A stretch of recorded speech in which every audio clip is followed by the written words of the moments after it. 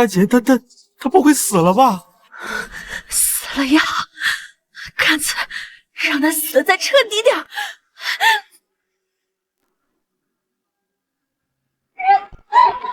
你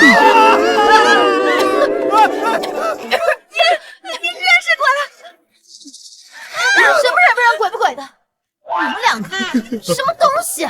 敢趁老娘睡觉的时候偷袭我！谁敢下来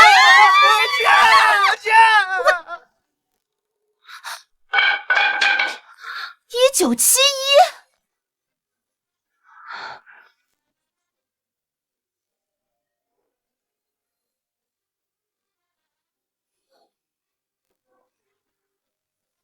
我竟然穿越回了70年代！原身是苏家大姐，本来考上了纺织厂会计工作，可以留在城里生活，结果却被养妹拿着户口本替她报名下乡，而苏家全家更是都向着养妹苏兰，逼着她把工作转给养妹。弟弟苏玉更是为此找了几个小混混，把原身堵在巷子里，想破坏她的名声。虽然最后成功逃了出来，但也被围观的人宣扬成她被混混玷污了身子，成了没人要的破鞋，最终承受不住周围人的指指点点，服药自杀了。不愧是70年代，把民间看得这么重，不像老娘我，养了7、8个小白脸，一天换一个都不是事儿。不过这个下乡确实是个问题，这乡下条件艰苦，食不果腹也是常有的事。提前准备准备。原山老娘好像给女主留了个手镯，找到了。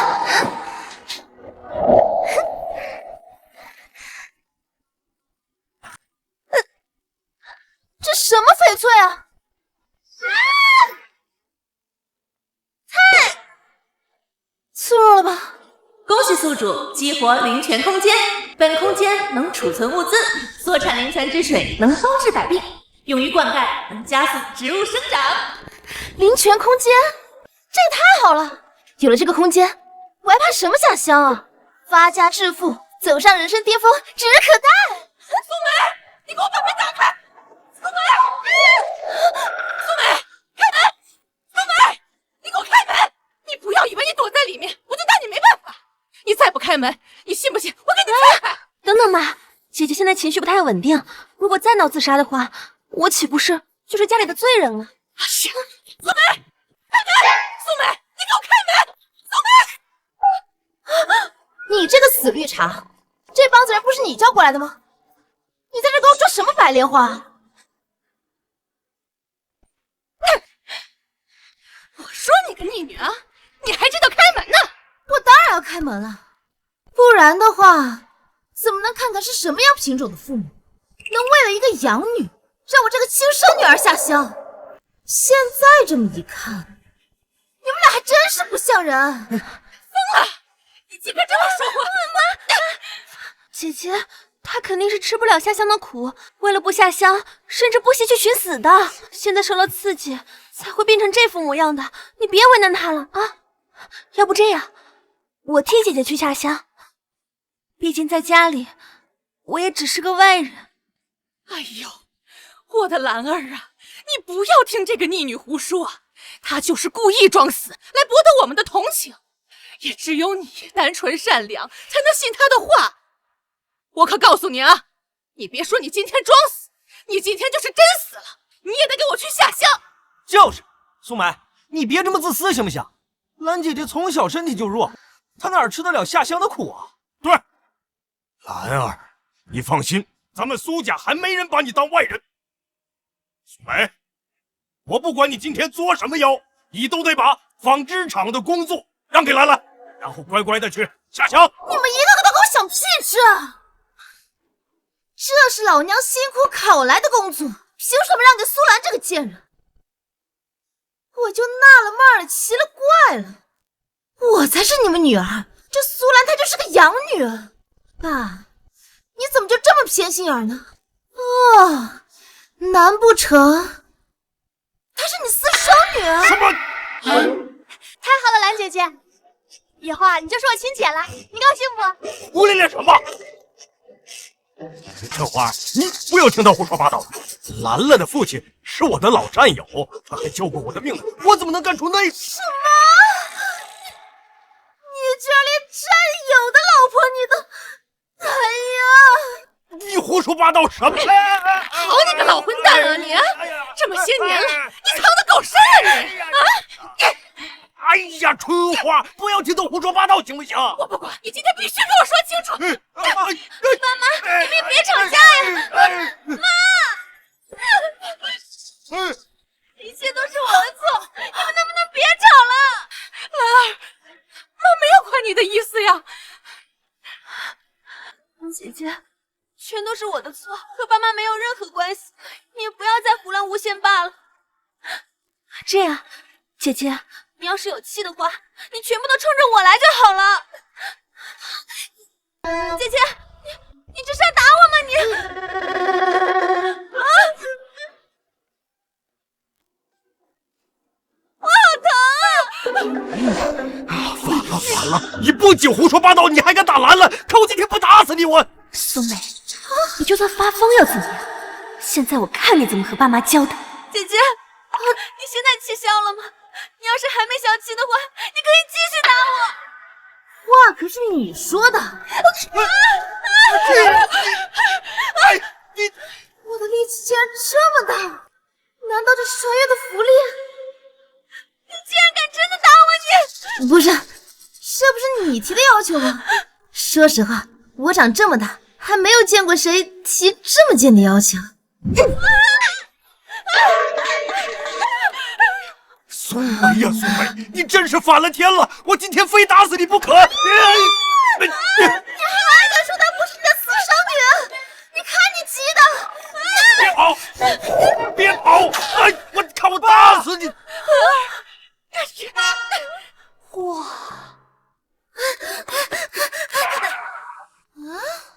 王大妈，这位可是街道办的主任，在这个年代权力可不小。要是能得到他们的帮助，在下乡前，苏家这些人明面上就不敢再为难我，不然要一直这么闹下去，我想要收集物资都没办法。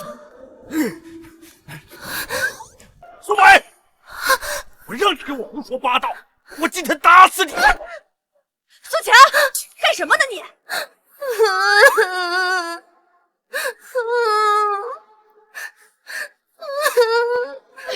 苏梅，你个逆女！各位叔叔婶婶，你们都不知道我有多可怜。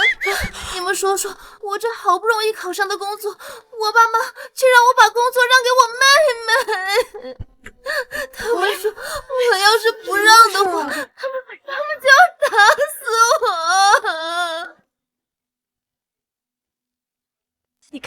你看苏梅这脸，苏强，你是下死手啊你！你为了一个没有血缘关系的孩子，你打自己的亲生女儿，你真是下得了手！就是你，什么人啊你们？你看他的样子，分明是疯女！你还信他说苏兰是我的私生女，还愣着干什么？还不赶快把她拉回去，不嫌丢人呐！哎呀，快一点啊！苏梅，你干什么呀你？这家丑不可外扬，你非要弄得人尽皆知。你把我跟你爸弄臭了，对你有什么好处啊？走，跟我回家去。这些年靠委屈亲生你，偏心养你，街坊四邻谁不称赞你杨春花贤惠心善，称赞苏强重情重义？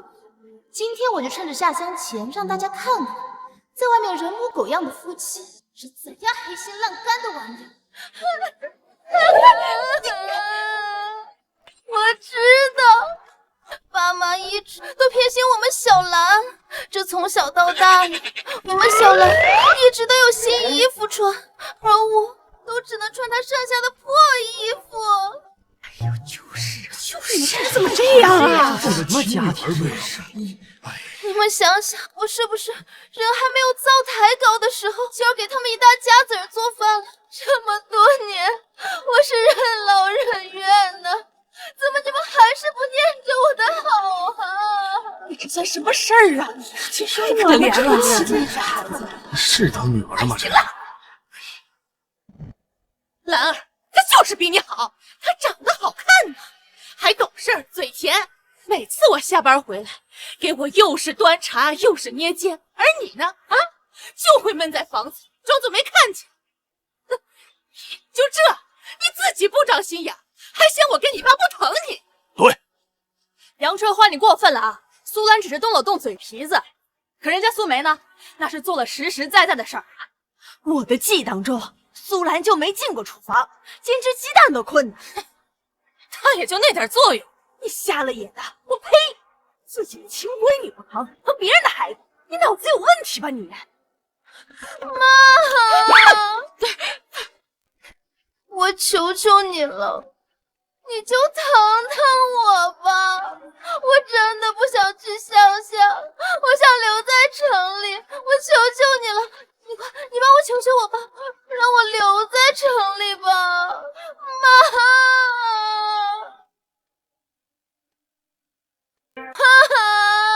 哎呦，快起来！你看你孩子可怜的，我这眼泪都要下来了。就是，这原以为苏家夫妻是对好的，谁知道这背地里是个是非不分的糊涂蛋，不像话！就是呀，怎么能对自己？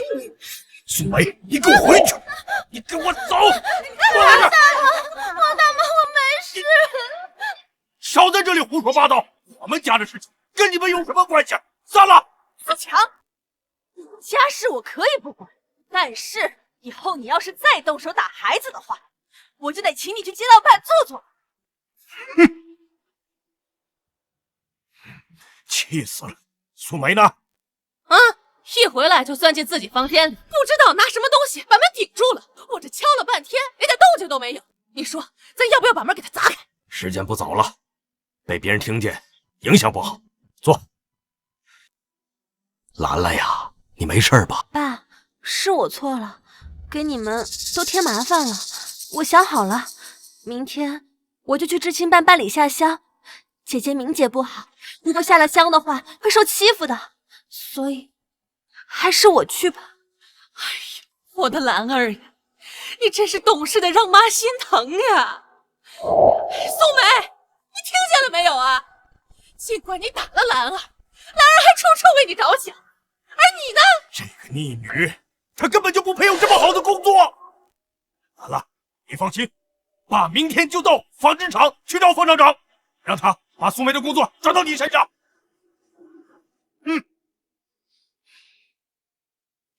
下乡之前得在空间准备不少物资，这现成的肉面不能少，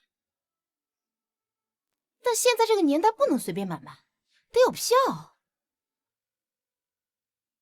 对了，去找老朱家呀，他们家跟供销社有关系，搞到这些应该不是问题。大姐，你睡了吗？我给你留了2个馒头，放门口了哈。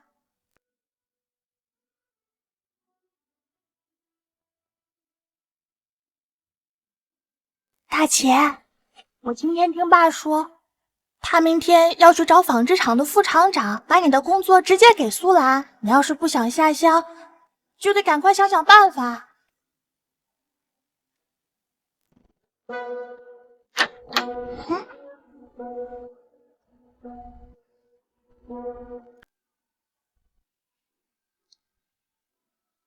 进来吧。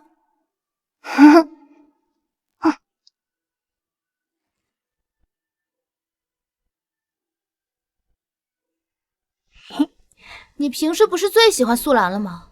怎么来跟我说这些啊？大姐，我是跟苏兰亲近，但这不是没办法吗？咱爸排头一个，苏兰就排第2个，妈都得往后靠。我就一小孩，苏兰她能给我糖吃，能给我争取到好处，我就跟她比较亲近。但我心里还是向着大姐你的，谁让你是我亲姐呢？而且啊，我上次数学考试考了0蛋，还是你帮我瞒着爸妈，我才没有挨打。更何况你现在跟变了个人一样，比苏兰还要厉害好多好多。以后啊，我就跟你混了。看来咱们这个家呀，还是有人不是白眼狼的。很好，小姑娘有眼光。那么现在呢，组织有一个艰巨的任务要交给你，能不能完成？什么任务啊？你去帮我把家里的户口本偷出来。这苏兰让我下乡，咱们也不能让她好过，是不是？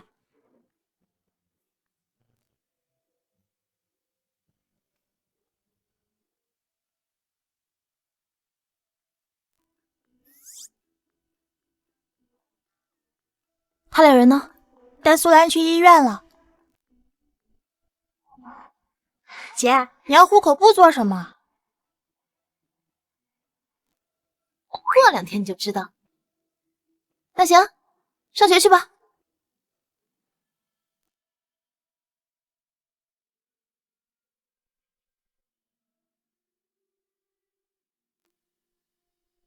苏兰是你什么人啊？姐姐，我就是苏兰呀，我是来主动报名下乡的。哟，小姑娘嘴可真甜啊！我这都已经快40了，叫我阿姨就好。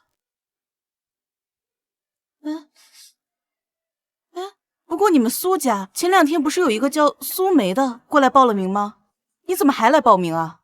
啊，那个是我姐姐，哇，我就是想着她一个人下乡也没个人照顾，我就主动来报名了。一来呢是可以响应国家号召，二来也可以陪陪她嘛。哎呦，小姑娘真懂事。要是人人都像你这样，那我们知青办的工作呀就好做多了。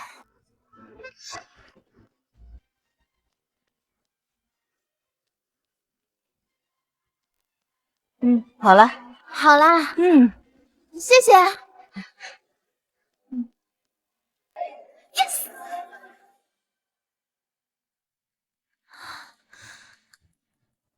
想找副厂长抢走我的工作，我就是卖了也不留给你。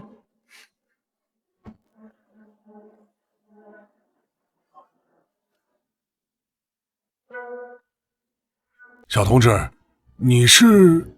朱叔叔，我听说你想让朱帅留在城里，但就是这手头缺份工作，你看我这里刚好有一份，你是要还是不要啊？要爸，我要啊！哎呀，刷你的牙去！小同志，先进去，我们好好谈谈。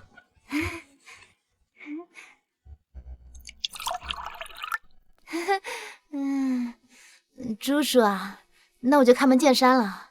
其实呢，是前一阵刚考上这纺织厂的会计工作，但可惜我马上就要下乡了，我就想着把这个工作800块钱卖给你们。另外呢，我想再要些票、肉，还有奏种子。同志，你脑子没毛病吧？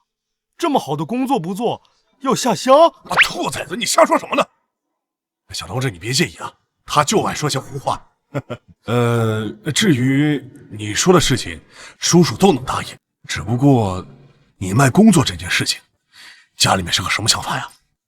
唉，叔，我也就不瞒着你们了。其实啊，是我爸妈找到那个纺织厂的副厂长，想让我把这个工作让给我养妹，我肯定不乐意啊。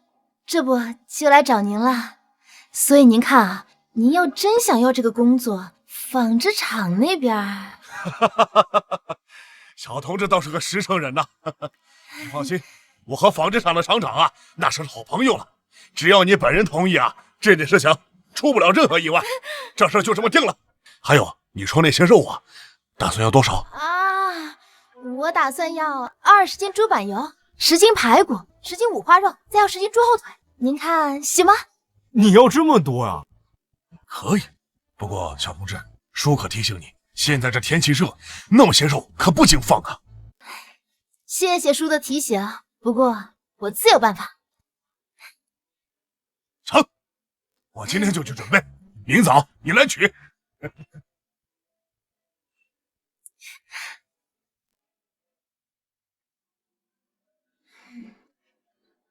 800块钱，加上这些肉，还有其他物资，下乡已经完全足够了。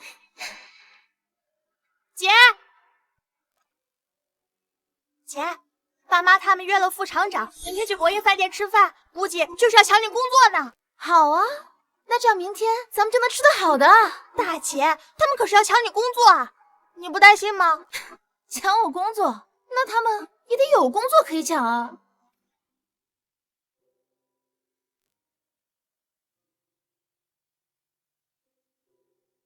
苏同志，你要的东西都在这儿了，你检查一下数量对不对？检查就不用了，我还信不过朱叔吗？你这个小同志啊，很好。对了，朱叔，那今天晚上我爸请副厂长吃饭这事儿，区区一个副厂长，我待会儿啊让厂长跑一趟。这些东西啊，你慢慢搬，我先去把手续办妥了。啊，行，好。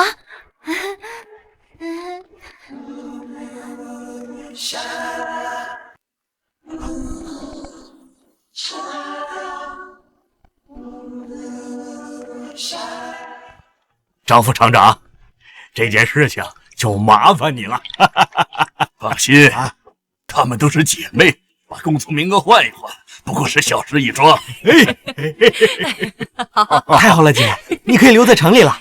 啊，苏梅，你这是发疯了怎么？爸妈就是信任，工作也依旧是我的，你就乖乖给我滚去乡下吃苦去吧。麻烦您了。2000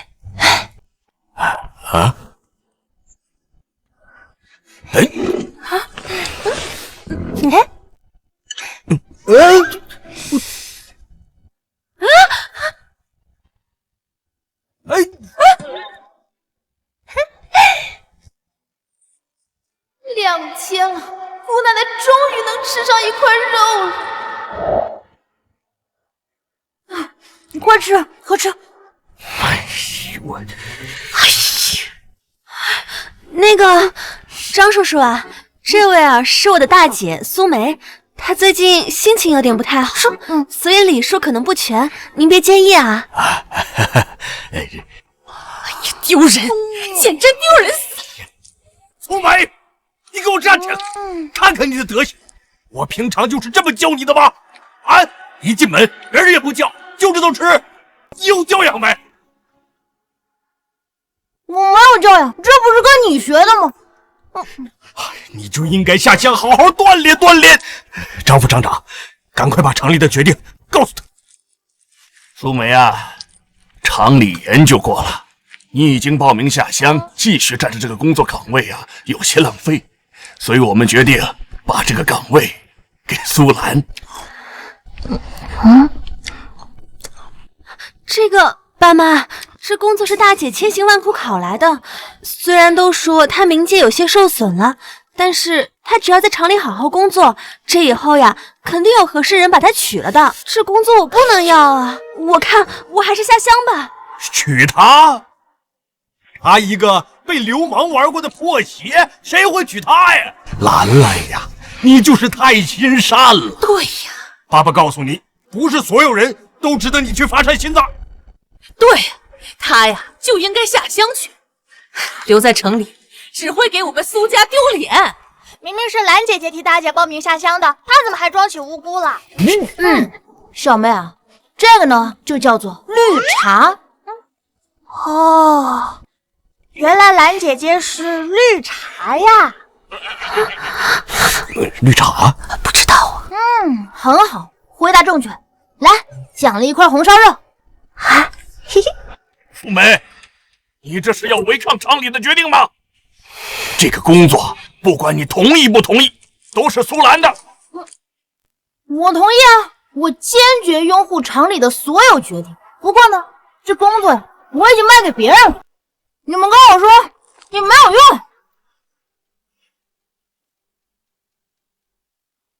什么？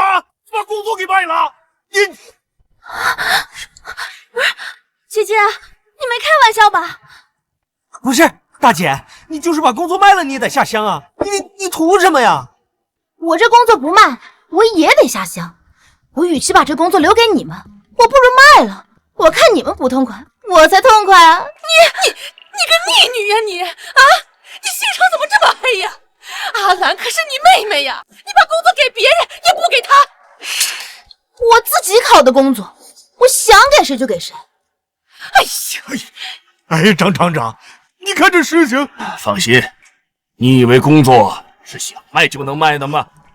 没有经过厂里的允许，私自贩卖工作，这是犯罪。哎，说你把工作卖给谁了？现在如实交代，我还能给你个机会，不然别说是你，就连买工作的人也要一起受罚。张副厂长是吧？我劝啊，这个事儿你就别多管闲事了。买我工作的人，你得罪不起。你，苏梅呀，苏梅，你怎么对厂长说话的？啊，还不快给厂长道歉！苏强，道歉就不用。我现在倒是很想知道，什么人？是我得罪不起的。咱们纺织厂的林厂长，那可是经理下来的领导，在这个市里没有我们厂里的同意，谁来都不好使。你这个工作不管卖给谁了，你都得给我乖乖的让出来，是吗？那要是把工作卖给了我呢？你耳朵聋了？我说了，不管是谁。林厂长，林厂长，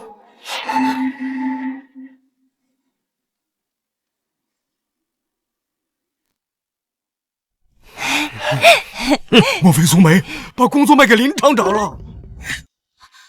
林厂长，刚才张副厂长说要把买我工作的人送进里面关起来。哦，误会，这都是误会。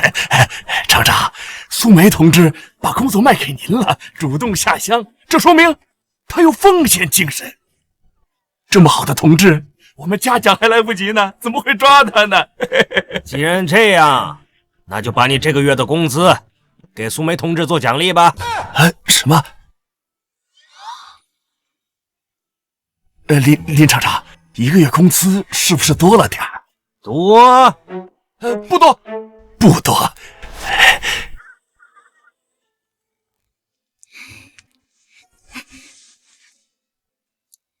那就多谢张副厂长了。应该的，应该的。还有你们，苏梅同志啊，是个好同志，主动的响应国家号召，下乡帮助农村发展。你们作为父母啊，好好的给苏梅同志准备一下下乡的盘缠吧。是，我们这就回去好好准备。不用准备了，我要现金就行。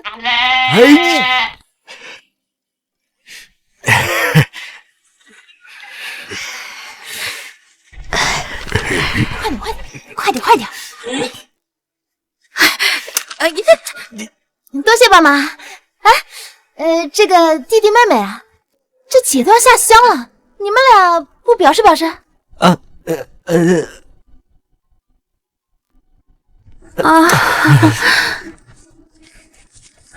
拿来吧你。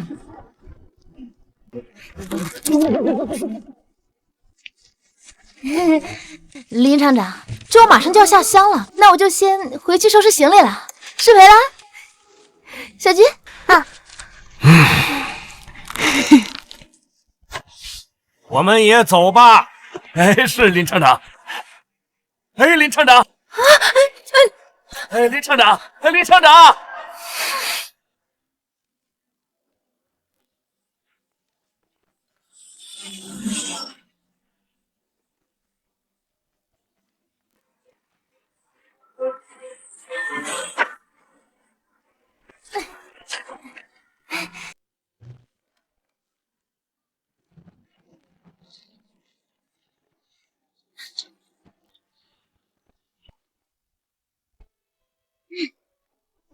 姐，妈妈今天晚上不回来了。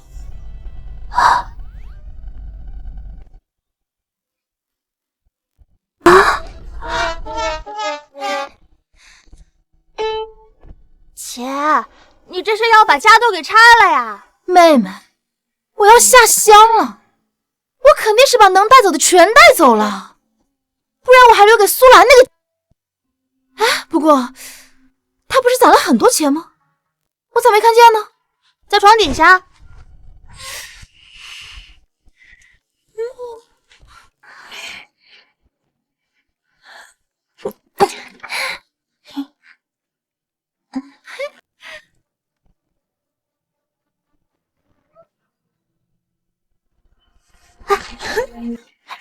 姐，萧爱国好像原生是有这么个男朋友，自从原生被诬陷丢了清白，他就一直避着原生。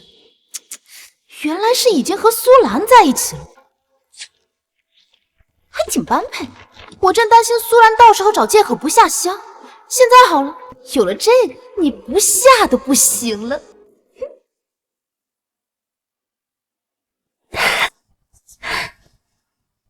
那个姐姐啊，这乡下呀可不比城里，经常吃不饱饭，还有些村民野蛮无理又好色的，你一定要照顾好你自己啊！要不是每家里只要一个人去的话，我肯定跟你一起去，我们一起响应祖国号召，为国家做贡献。太好了，妹妹，你不用想了，现在就跟我走吧。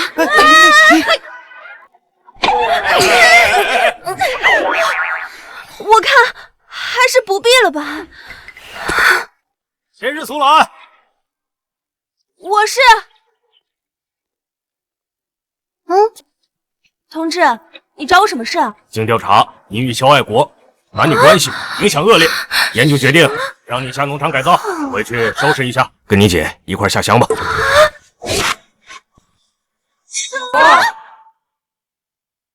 经调查，你与肖爱国乱搞男女关系，影响恶劣，研究决定让你下农场改造，回去收拾一下，跟你姐一块下乡吧。什么？同志，你是不是搞错了？哎，主任呀，我们家兰儿不可能乱搞男女关系的。这些都是证据，苏兰，你还想狡辩？我们也是看在你主动报名下乡，这才宽大处理，不然可就不是下乡改造这么简单了。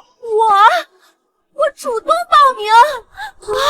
小兰，姐姐我实在没看出来你这个人思想觉悟这么高呢。虽然你抢了我的男朋友，但是看在你主动要求陪我下乡的份上，这个事儿我就原谅你，我成全你们俩。妈，我不能下乡啊！你说我下乡的话，我和姐姐都去了，谁照顾你和爸呢？兰姐姐，你就放心去吧。苏梅，是不是你故意举报兰儿的啊？你是怎么当她姐姐的你啊？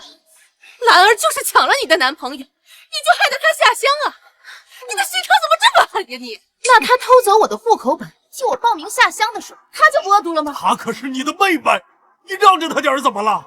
兰兰，放心，你先在农村待几天，爸爸去找关系托人把你提早从农村接出来。还愣着干什么？还不快给兰兰准备行李？咱床底下不是有很多钱吗？全部拿过来，那样也不至于兰兰下农村吃苦，不是？我这就去。快去啊！快去！快去！苏梅，看到了吗？这就是你和我的差距。哪怕是跟你一起下乡，爸妈也会把一切都给我准备好，而你却什么也得不到。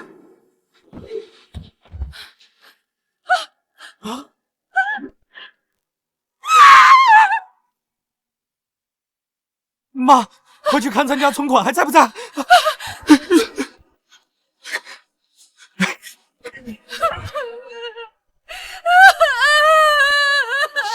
哎呀！大哥爱钱刀的呀，这谁干的？把咱家钱全偷完了！哎呀！咱家里没了钱，兰姐怎么办？什么都没有，去了乡下，那兰姐姐不是等死吗？妈！哎呦，怎么这是？这家没良心的，空了呀！自己的亲生女儿都不疼。看，遭报应了吧？哎呦，这贼可真够狠的，这连床单都给顺走了。王大姐，我求求你了，你借我们点钱吧！这老二可不能没有钱去下乡呀！你家里都揭不开锅了，我拿什么借你呀？就是，贼这么凶的，咱赶快回家看看东西丢了没啊！走走走！哎，你们，姐姐，我舍不得你走。你放心，姐姐很快就回来了啊。哦，对了，你拿着，别让爸妈还有苏韵知道。你偷偷的给自己买点好吃的，可千万别把自己饿瘦了啊！谢谢姐姐。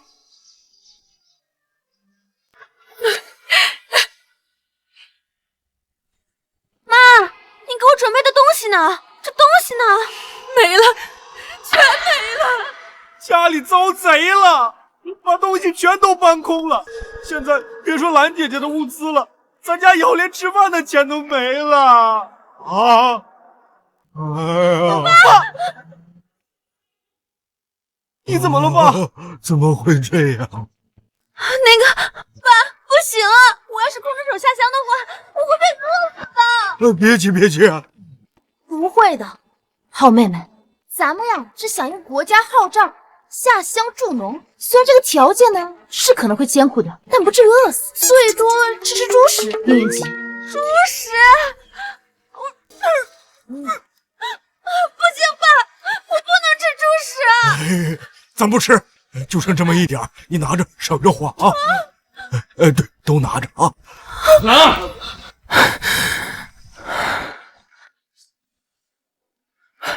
兰儿，你放心，我带够了钱，只要有我在，绝不会让你饿着。爱国，你对我真好，有了你，我下乡也不担心了。那个姐姐，我不是故意抢走你这么优秀的对象的，而是感情的事情，真的不能勉强。苏梅，你以为让我们去下乡就能报复我们吗？我告诉你，就算下了乡，你跟兰儿比，也是一个天上一个地下。我看你们俩一个超雄，一个绿茶，天造地设的一对狗男女。你说什么？主人，咱们是不是该出发了？要不然再到大洋村，天都黑了。快点上车，准备出发了。走，让男同志先上。报告，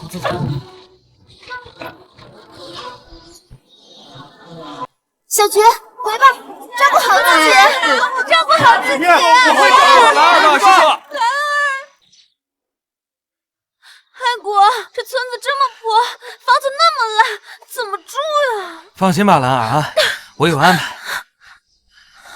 爱国，老沈，哎，你怎么也下乡来了？你不是在城里边有正经工作吗？这不，让人给举报了。介绍一下，这是我对象苏兰，以后这段日子可得靠你这位大队队长照顾了。哎，那倒话。队长，我再给你们介绍一下，这位是苏梅啊，我的大姐。只不过她对我和爱国呀有点小误会，你可千万不要太为难她了。我明白。这大洋村的大队长竟然和萧爱国是熟人，这下了乡都不得安稳了。爱国，你和苏兰呢？我带你们，咱先去知青据点，好不好？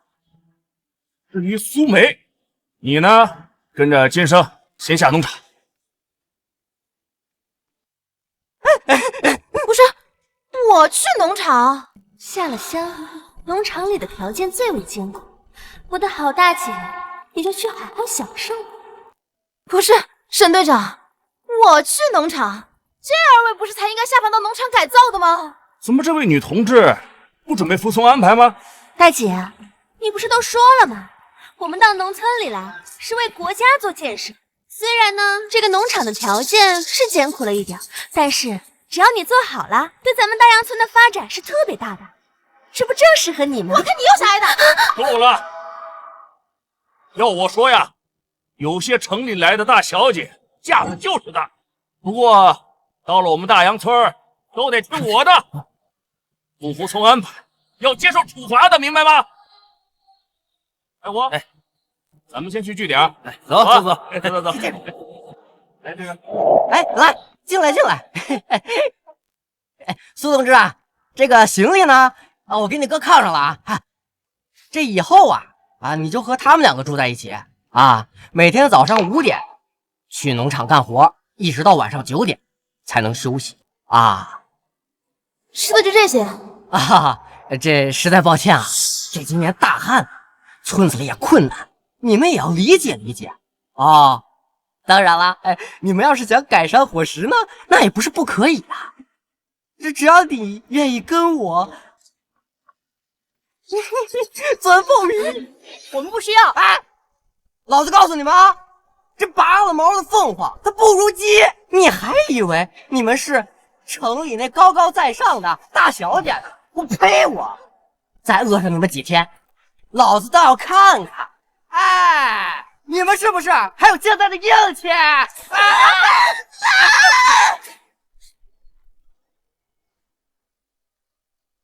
？70年代的乡下，条件比我想象中的还要艰苦。幸好姑奶奶我充分准备，提前把家里给搬空了，不然这日子还真是没法过。同志，你赶紧联系家里，想办法接你回去，要不换一个大队吧。对啊，这个沈红跟那个胡金生他们是一伙的，他们把女知青安排到农场里，不给粮食，就是为了让我们陪他们睡觉。已经有好几个女知青都被他得逞了，你快跑吧！我就是家里逼我来下乡啊，怎么可能让我回去？那要不你跟着我们吧，白天上山摘摘野菜，虽然吃不饱，但也不至于饿死。同志，你饿了？哎，先吃点东西。谢谢啊。另外，我叫苏梅，你们叫我名字就行。我叫沈柔，她叫林红梅，以后我们就多多关照了。这也太难吃了，这都在地上了，你不能吃了。这些野菜是我们唯一能找到的粮食，要是不吃，明天又得挨饿了。对啊，苏梅，我知道你刚从城里来，有点不适应，但是你不吃，也不能不让我们吃吧？是啊，苏梅，你刚来，你根本不知道粮食在这里有多重要。这，我们好不容易，不就吃的吗？我有啊。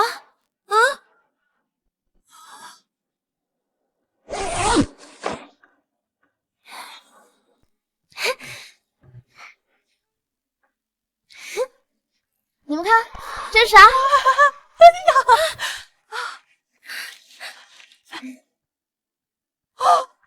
是大米，还有猪肉。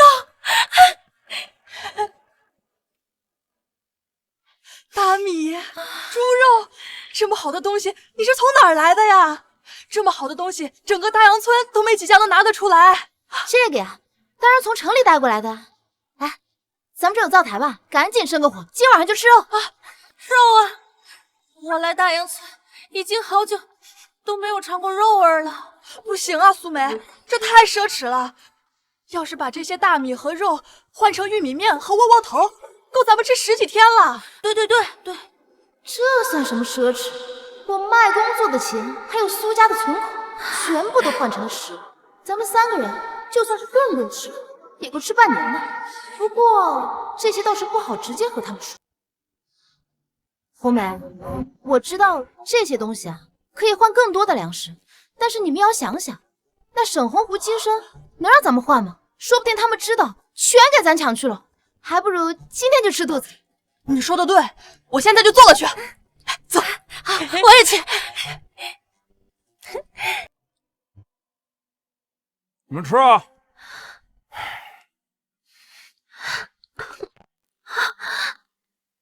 爱国，这也太硬了吧！你不是说夏夏要照顾我的吗？怎么现在让我吃这个？哎，老沈，你能当上这沈队长，都是靠我家里的运作。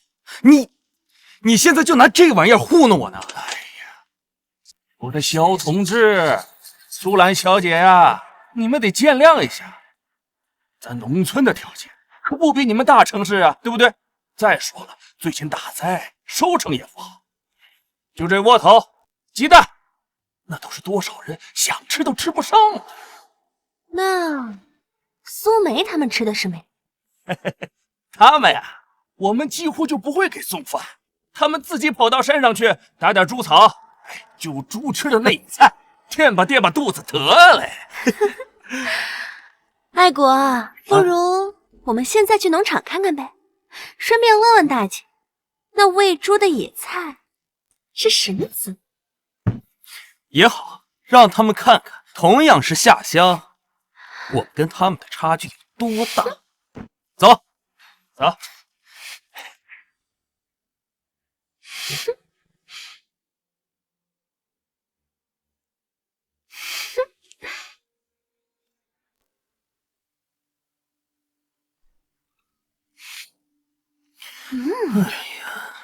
你们来干啥？大姐，妹妹，这不是关心你一下？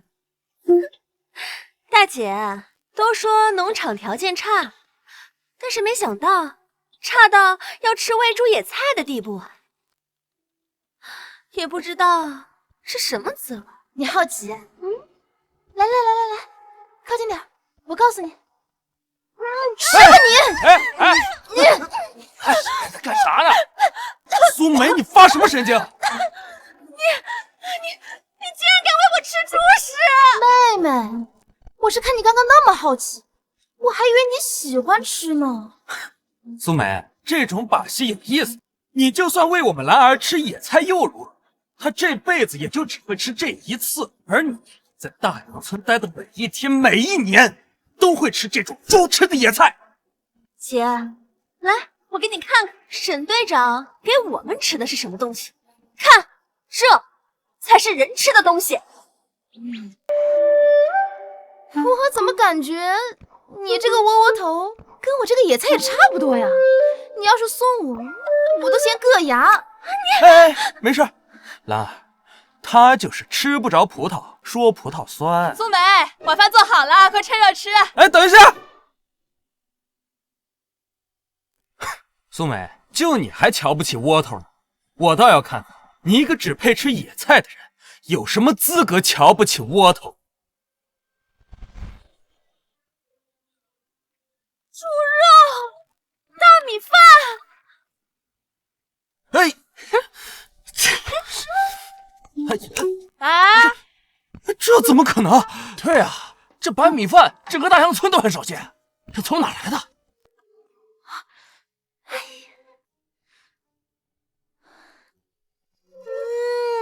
怎么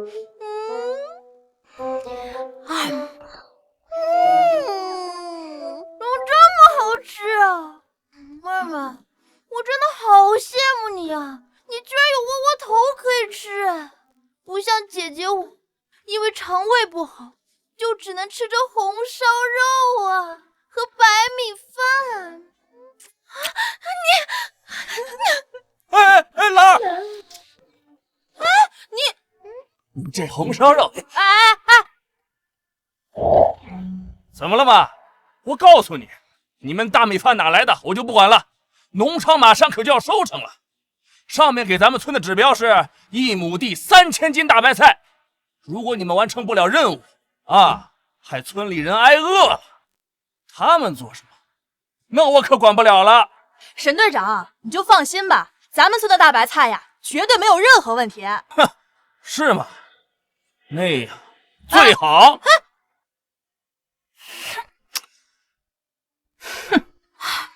我们是不是可以开始吃饭了？我快饿死了。吃吧吃吧，赶紧吃。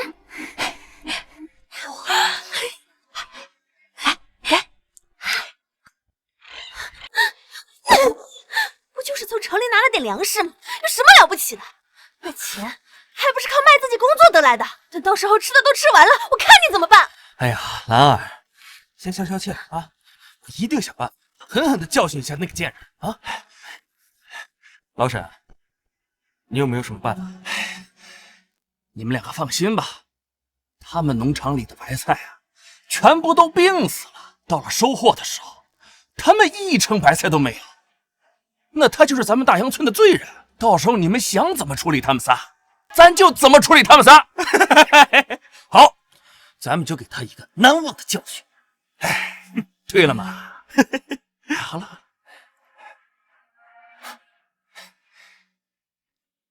苏梅，你的力气可真大，有了你，我们接下来的任务可就轻松多了。对呀，哎，苏梅，我们晚上回去接着吃红烧肉吧。吃红烧肉。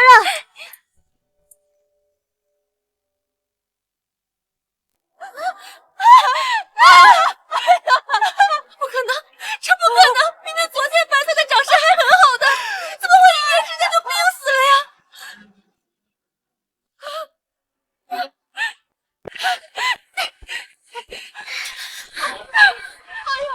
不可能，这不可能！病死了，这下全病死了！哎呀，真大呀！这怎么感觉像是烧心病啊？对，灵泉空间，这可是包治百病，还能让植物加速生长。不知道对这病害的白菜有没有用？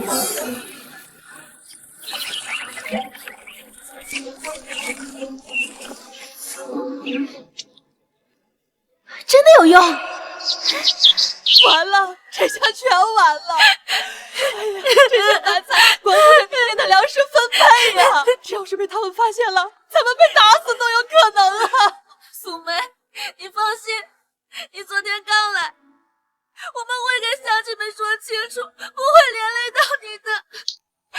这些白菜还有救，这些白菜还有救。不过我们得抓紧时间了，趁这些白菜还没有彻底死掉，你们赶紧打2桶水来。好。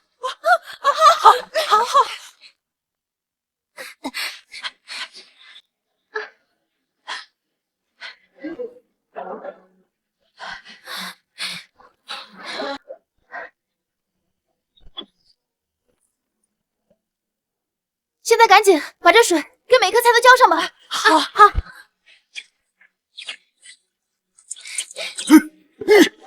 快！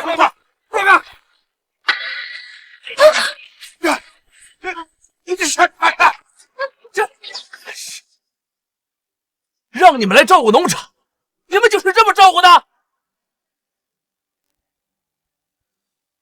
？100亩地呀，30万斤大白菜全死了。这过年啊，上头领导就要下来检查了。今年要是交不上白菜，那明年就分不到粮食。要真是那样的话，乡亲们，那明年可就不知道有多少人要被饿死了呀！啊！你们是整个党要村的罪人啊！你们，沈队长，各位乡亲们，这我们也不知道是怎么回事。我们一直是按照你们的要求去除杂草、检查虫害的呀，还在这里狡辩，分明是你们2个偷懒，没把白菜照顾好。就是让你们偷懒！乡亲们，给我狠狠的打！害死了100亩地的白菜，今天就是把他们打死了，也没人能说我们个不是。冷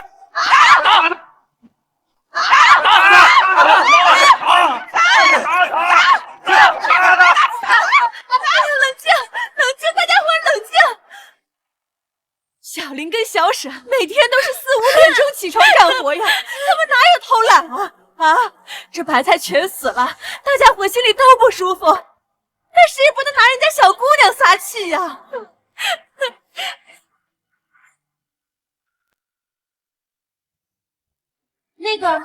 各位乡亲们，我代我大姐向大家道歉。这小绿茶现在跳出来，又想做什么呀？我大姐她不会种地，所以肯定是她在农田里做错什么事情了，要不然也不会刚来这几天，这白菜就全死了呀。你是说是苏梅她？这关苏梅什么事儿啊？苏梅整天跟着我们一起除杂草，她也是无辜的呀。无辜？来，你给我解释解释，大白菜本来好好的，为什么她来就死了啊？这什么？你说对，一定是他。你今天要是不给咱们一个交代，就别怪我们对你不客气。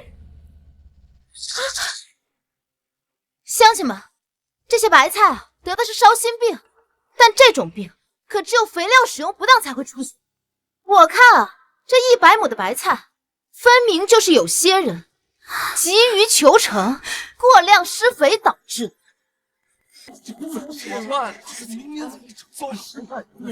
但据我所知，沈队长，咱们生产队的所有肥料，不是都归生产队统一管理的吗？你什么意思啊？哎，这个同志，你的意思是说这大白菜的病死是沈队长造成的？大姐，我记得你在家不是一直学做会计吗？什么时候懂种地了？还烧心病？我看是你自创的吧？对，苏兰讲的很有道理啊！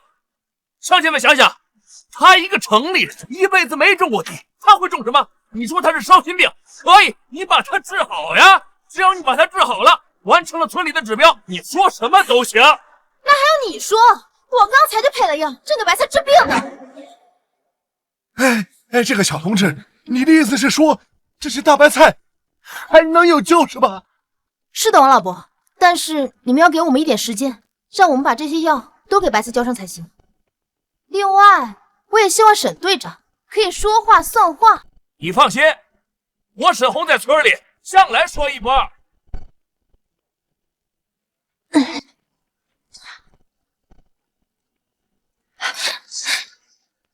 这浇的不就是水吗？还能把白菜救活了？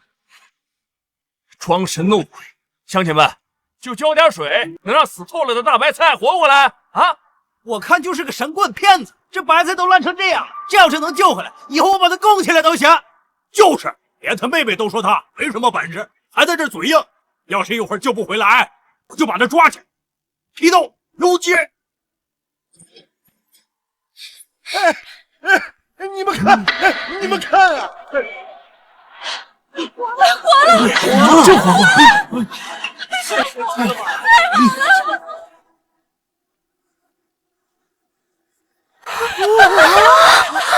有救了！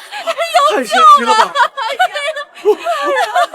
太活了！终于活了！有救了！全部活了，全部都活了！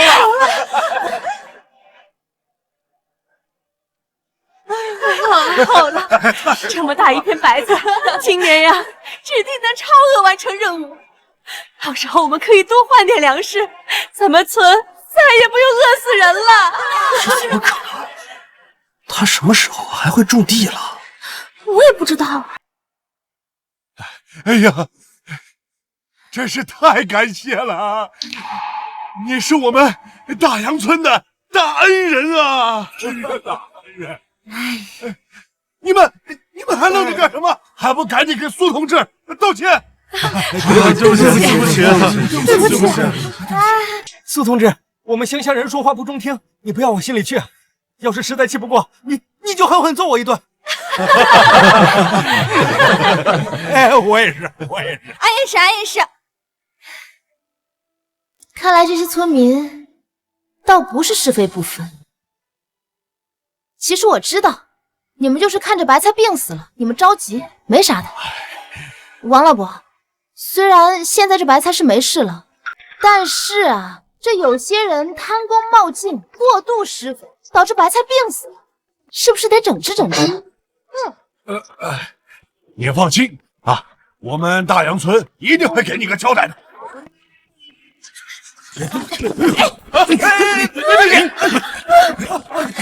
你干什么？我告诉你们，我爸可是城里领导，你们要是敢……领你个头！老子忍你很久了，油头粉面的，来下乡一点活也不干。爱国，你没事吧？我没事。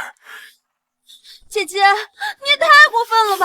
这不就是个误会吗？那我之前在家的时候，我也不知道你有这本事啊！我本事还多着呢，尤其是手撕绿茶，你要不要试试？哎呀，现在不护着这个狗渣男了？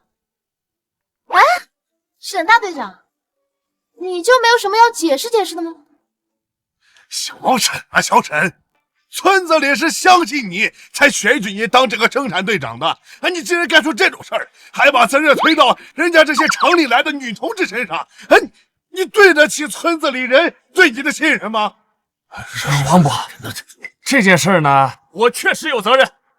我没有把这个化肥监管好，致使他们过量的用肥，是我的问题。但是话说回来啊，大家也都是为了村子好啊。王伯，施肥的人非常的多，其中还包括你的儿子。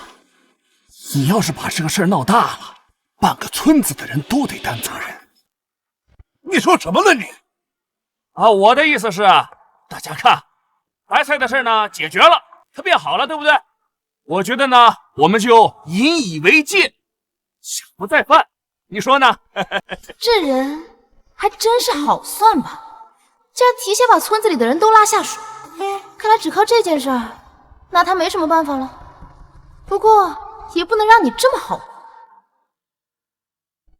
苏同志，王伯，我觉得沈大队长说的非常对，这个事情闹大了，确实对我们大家都不好。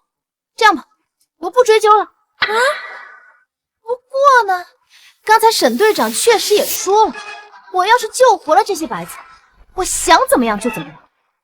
沈大队长，你不会说话不算话吧？算，当然算了，只要呢不违背咱们这个。放心，沈大队长，我呢要求很简单，就是想要你们都和我们一起下地干活。同劳同酬。爱国，我不要下地干活，这得多累啊！而且还会让我皮肤变得难看，到时候吃亏的不还是你吗？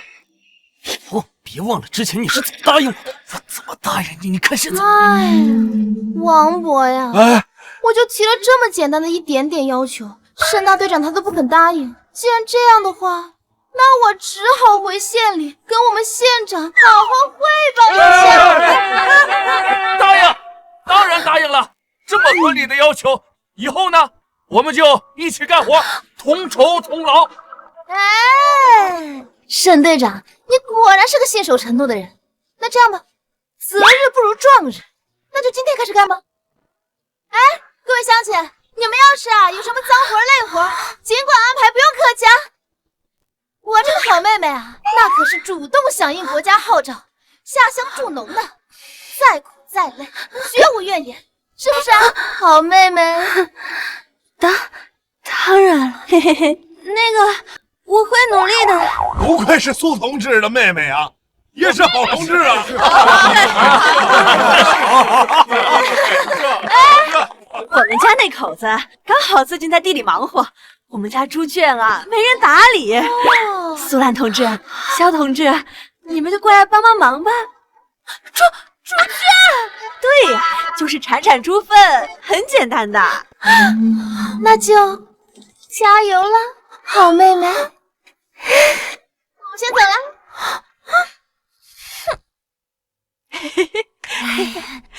不用，喝点水。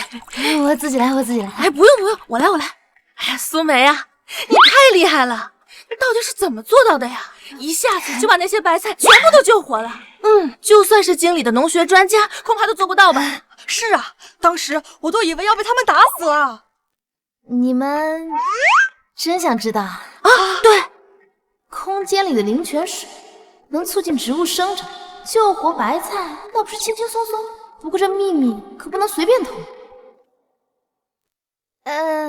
这个呀，其实是我奶奶留给我的一种奇药。这种药呢，对农作物的病害它有奇效。我刚刚就是把这个药放到了水里，才把白菜给救活的。原来是这样，可惜了，要是你真的是专家就好了，这样村子里那些受害的庄稼可就都有救了。是啊，村子里的人对你们这么不好，你们还愿意帮他们吗？愿意啊。对我们不好的是沈红他们，不过村里的其他乡亲们对我们还是很好的，就比如李婶，经常拿粮食接济我们。是啊，而且这2年年年遭灾，村子里的情况也特别困难，也不只是咱们在饿肚子了。我虽然不是农学专家，但我也没说我的药没有了呀。你还有？太好了！哎，这样大杨村要度过这几年灾年就有希望了呀！我这就告诉王老伯这个好消息。我也去。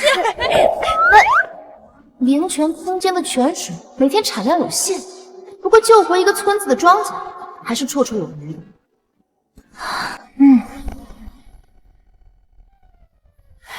走。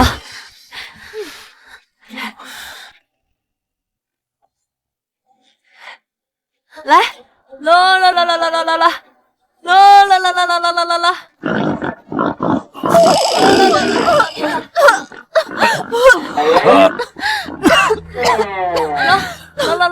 啦！苏同志、肖同志，你们开始干活吧。来，这个猪粪啊，可不敢浪费啊，把它捡干净了。来，这都是顶级的肥料，我不能浪费啊。这太臭了！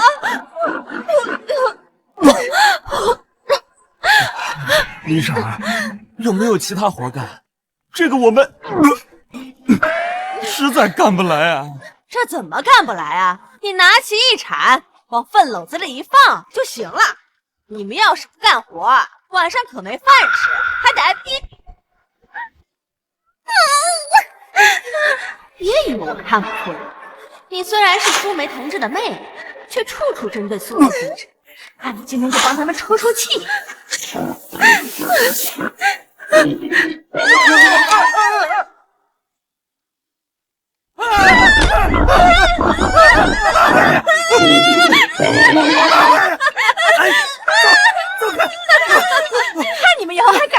欺负苏梅同志。苏同志，李婶，哎，你这一大早的干啥呢？昨天啊，红梅跟大家伙说了，说是您愿意帮我们治疗庄稼。虽然啊，俺们都是乡下人，但是俺们也是知恩图报的，所以啊，大家伙每家都凑了一点粮食，拿来给你送过来，顺便修缮一下屋子。是啊，苏梅同志，你看啊，这些东西呢都是农民自己家里的，没有你们城里的好，你们千万别嫌弃啊！不用，真的不用。咱们这乡里乡亲也不容易的，这些东西我们肯定不能要的。另外啊，我们村还集体给上面领导写信了，他们知道了你的表现，对你在城里的家人肯定会有帮助，说不定还能给他们升官呢。哎，这个真不用，王老伯。让这2个老登占姑奶奶便宜，简直比杀了我还难受。不用。可是我们这……昨天呀，我让苏兰和肖爱国去扫猪圈了，他们呀还被猪拱了一身粪。这个好，我跟大伙说呀，千万不要因为苏兰是我的妹妹，就舍不得让她干活。我这个妹妹觉悟非常的高，这个活啊越来越苦，她越高兴。好，听苏同志的。哎呀，我们家那个猪圈还没铲呢，待会儿我就找苏兰知青帮我们家铲。好，这个好。行，婶儿叔，咱们赶紧去地里看看吧，把这个病还治了要紧啊！好，您跟我来。哎，你们几个把手里的东西一放，帮苏同志他们把这屋好好的收拾收拾啊！好，麻烦了。哎，走。辛苦了。哎，来，苏同志，苏同志，您看看这些玉米还能救活吗？能救。哎，太好了！红梅，快去打几桶水来。好，水来了。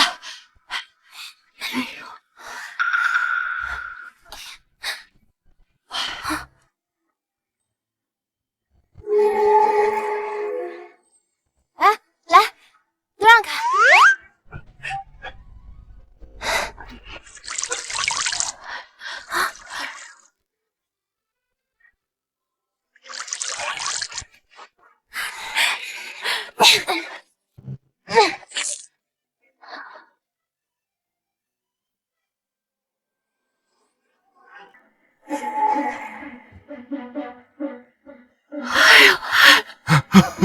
活了！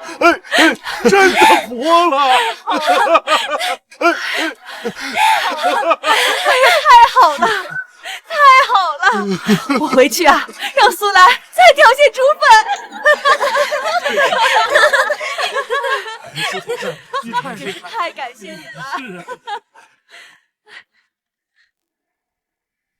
凭什么我要在这挑粪？你苏梅却能被全村人尊重，你不应该老老实实的逆来顺受吗？你男人得让给我，工作也得让给我，还有这个逆也该是我的。爱国，我有个主意，可以让苏梅把她的奇药给我。啥呀？过2天我们邀请苏梅到知青点吃饭，到时候给她下药，让胡金生睡了，再逼她嫁给胡金生，那她的奇药岂不是我们的囊中之物了？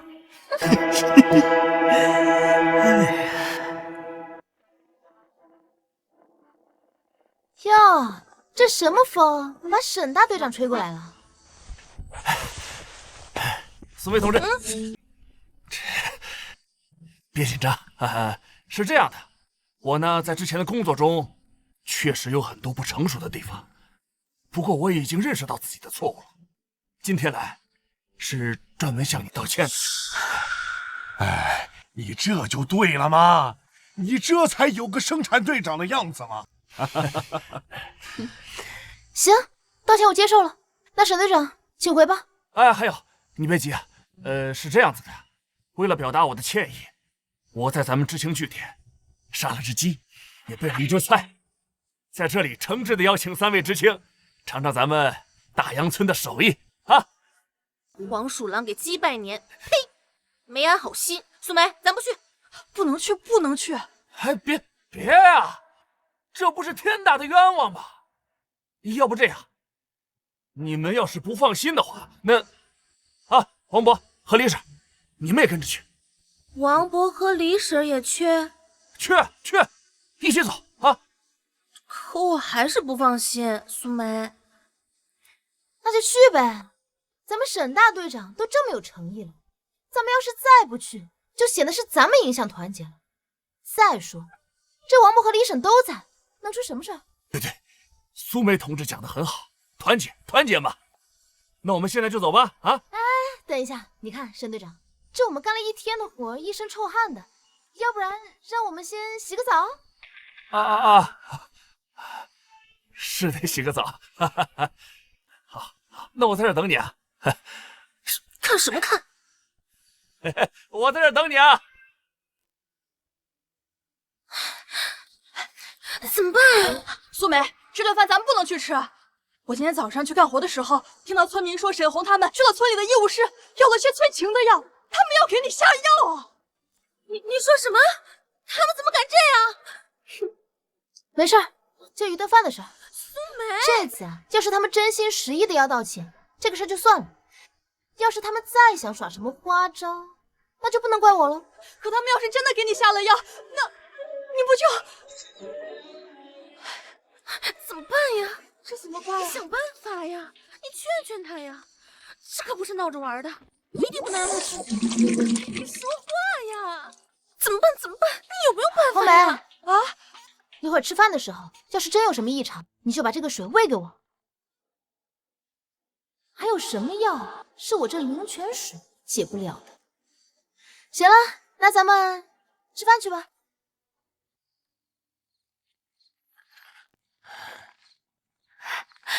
来了，人来了。怎么样？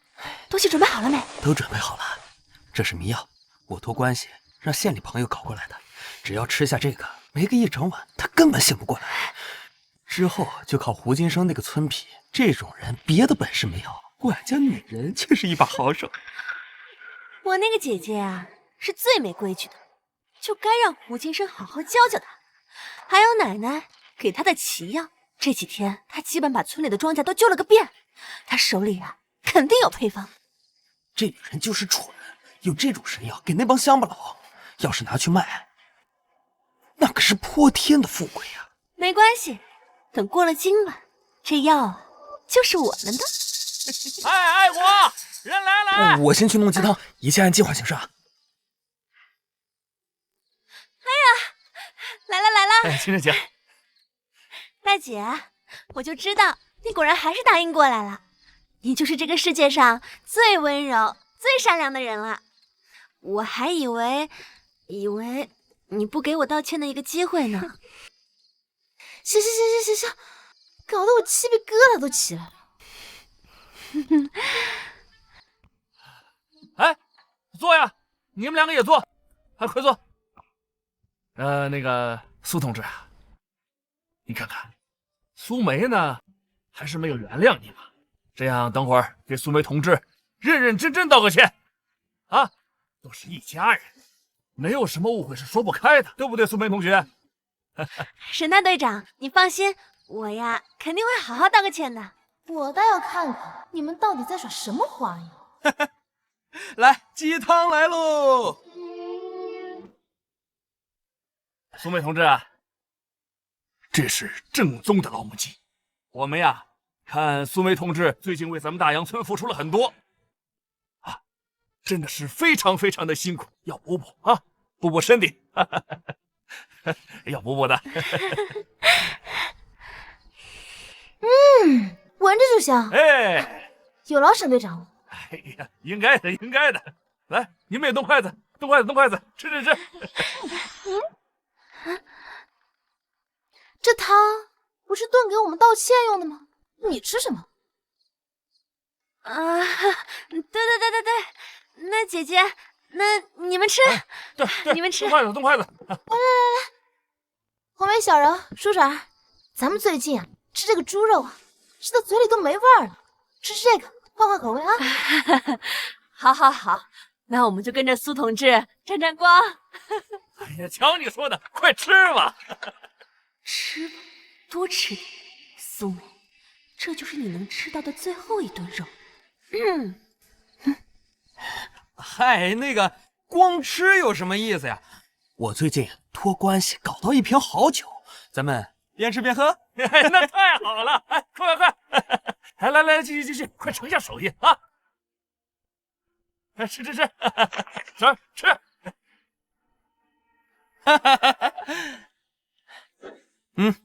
哟，肖爱国同志，魏美思。哎呀，这，你太舍得了！我跟大家讲啊，这东西在城里啊，可是有钱都买不到。之前我跟兰儿和苏梅同志发生了许多不愉快的事儿，但是只要能求得苏梅同志的原谅，这瓶酒算什么呀？这太有诚意了！来，给大姐倒上啊！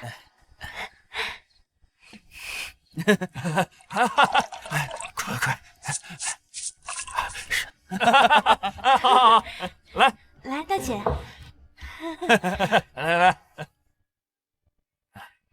大姐，我向你道个歉，我之前做了很多不对的事情，确实伤害到了你，我实在是对不起。这杯酒我敬你，希望你可以既往不咎。而且，要是爸妈知道我们和好的话，肯定会很欣慰的。啊，那我先干了。好，再来点。行，大姐，那我再敬你一杯。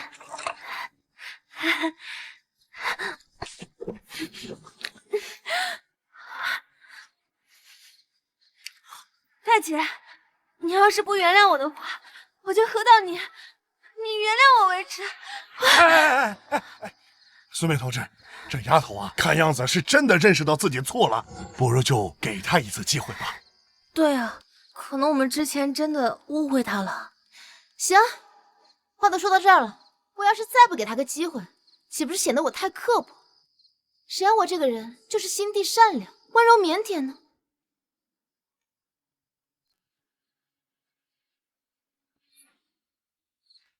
爽快吧！你看看，我是不是说，都是一家人嘛，没有什么是说不开的，对不对？哎，来，吃饭。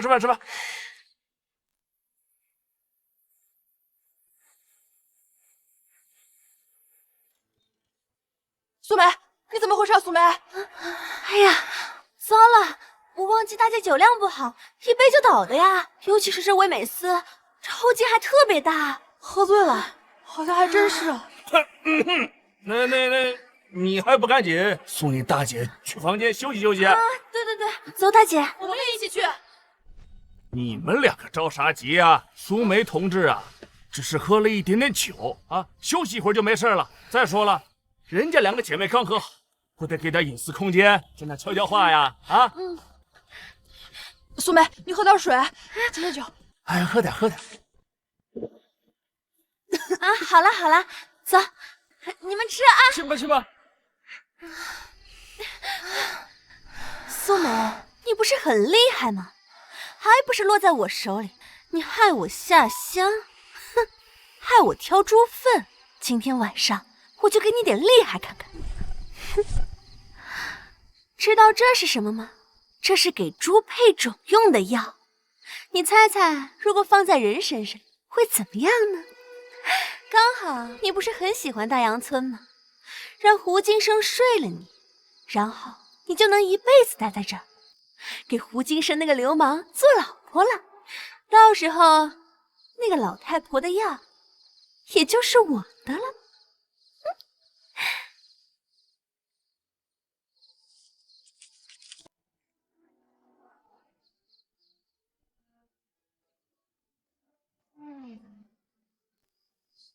这就是你的计划呀？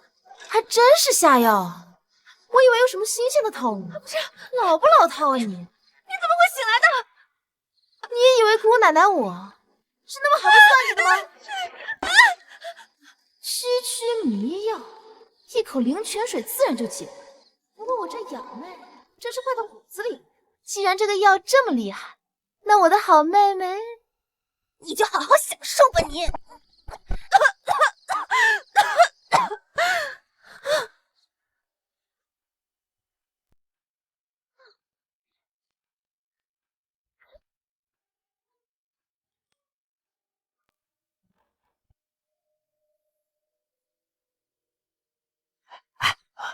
小同志啊，这样的好事儿，你确定要让给我？哎，这女同志可是个大美人啊！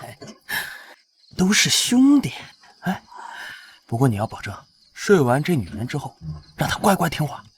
耶，那你就不管了。哎，我胡金生别的本事没有，哎，管教女人，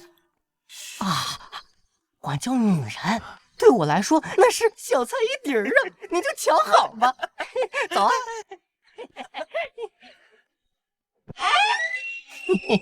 哎呀呀呀！哎呦，这小同志，你确定是这个女人吗？确定，别磨叽，赶紧办事儿。去！哎呀，这啥也不说了。哎，好兄弟，一辈子记在心里啊。好。哎呀，小宝贝儿，你小胡子给我来了。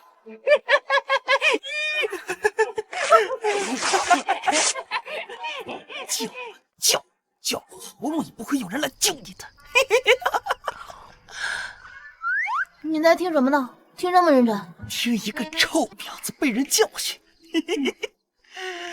那要不然咱们凑近点听吧，我也挺感兴趣的。你他妈谁呀？就你还苏梅，是我呀，惊不惊喜，意不意外？你怎么在这儿？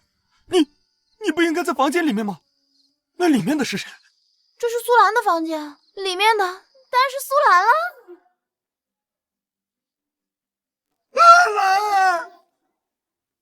是我呀，惊不惊喜，意不意外？你怎么在这儿？你不应该在房间里面吗？那里面的是谁？这是苏兰的房间，里面的当然是苏兰了。苏兰，苏兰，有好戏看了。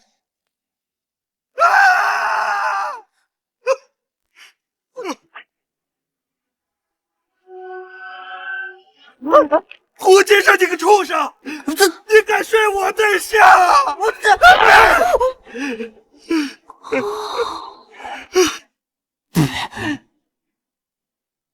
傻瓜，你有病吧？你发什么疯啊？啊！我发疯？你睡我对象？你说我发疯？这他妈不是你让老子睡的吗？你现在跟我说这个干啥呀？你把我当是好兄弟，连自己的女人都跟我分享，没毛病啊！我分享你妈！就你个村痞，还配跟我称兄弟？废物东西！你说什么？我他妈说你是废物！我他妈弄死你！真是辣眼睛，你真够刺激！发生什么事了？动静这么大！干啥呢？你们住手！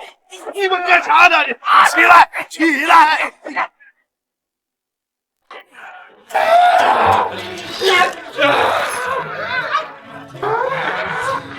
我也不知道啊，我一进来就看到商业国在打胡金生，说什么胡金生睡了苏兰，但是胡金生又说是夏雨主动让他睡的。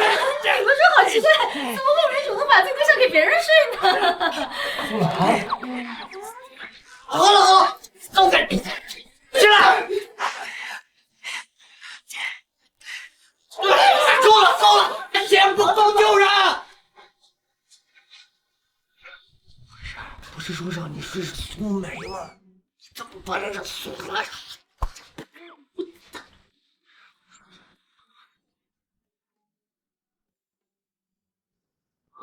我们还要让那贱人给算计了。你们现在来。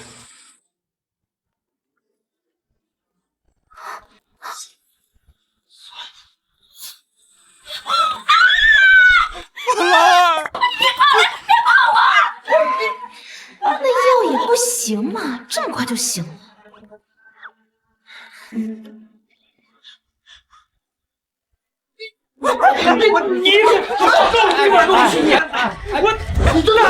我打死你！我打你！你这个畜生啊！平时不干正事也就算了，你现在连这种混蛋事都干出来了啊！你敢强迫夏江女知青，这样的事情传出去，人家会怎么看咱们大阳村呢？这以后知青还愿意来咱们大阳村吗？你这个事儿一定不能传出去。废话，你说不传出去就不传出去了啊！哎呦，丑闻呐，这是天大的丑闻呐！我们大阳村好不容易迎来一点转机，这下全毁了！哎呦，王虎，沈队长，我有一个主意。说，既然事情都已经发生了，那不如就让兰兰嫁给北京城吧。这两个人一结婚，不就没有人说闲话了吗？这可以。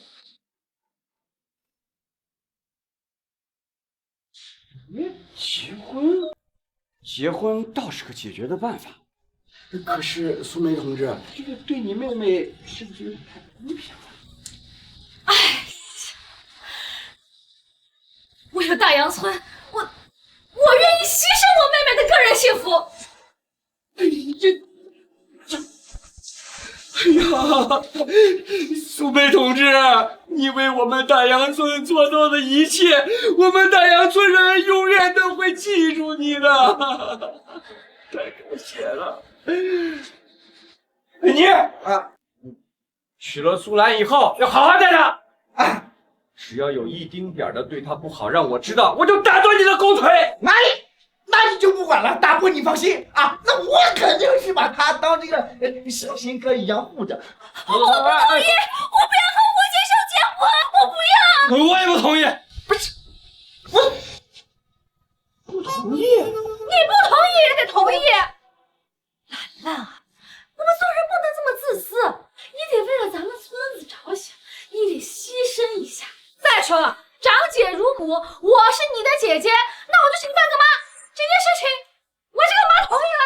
哎，你看，对，结婚这个事情就这样定了。至于婚礼嘛，沈华，你负责操办一下啊。那哎，你是队长，这事就定了啊，你操办。走，我定了。走，哎，我不要嫁给胡金生。不是，我有这么差劲吗？我这就滚。事情闹到这一地步，这婚不得不结。肖爱国，你什么意思？你让你对象和别人结婚吗？你听我说完。这婚是要结，但结婚的人不一定得是你呀。你写封信，把这件事告诉叔叔阿姨，让他们把苏梅许配给胡金生，让他们结婚。时间一长，被强迫的就不是你，而是他苏梅。这样一来，也给大阳村有个交代啊！我这就去写信。哎，对，我觉得我还是喜欢苏梅多一些。我几口。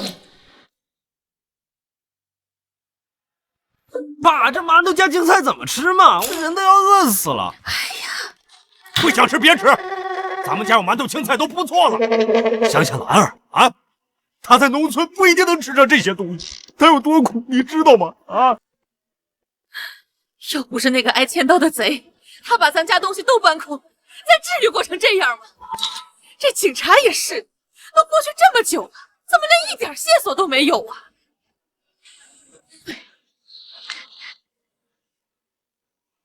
大姐走了以后，现在果然开始欺负我。还好大姐给我留了些钱，等晚些就去买大鸡腿吃。老苏啊，老苏，张副厂长，李主任，老苏，哎呀，你看家里这寒酸的，没什么好招待的。老苏啊，你这是生了个好女儿啊！啊，大阳村来信了，说你女儿在下乡期间给村子做出了巨大的贡献啊！我们是来给你们表彰的。哎，听说你们家比较困难，这些东西先应应急，先应急。哎呀，谢谢李主任，谢谢张厂长。我说吧，兰儿有出息吧？别人都下乡吃苦，他却干出一番事业。就是，而且呀，他还是主动报名下乡的。你说咱们国家要是多一些这样的人才，那我们知青办就省心了嘛。李主任说的对呀，老苏，厂里准备专门给你举办一个表彰大会，顺便啊，把你和春花往上提一提。真的啊？哎呀！真的啊！往上提一提，那我岂不是要当组长了？这得多亏你们生了个好女儿。行了，我和李主任还有事要忙，我们就不多聊了。对了啊，苏兰给你们还写了一封信，差点忘了，你们回信的时候可得好好夸夸她。好了，行，再见。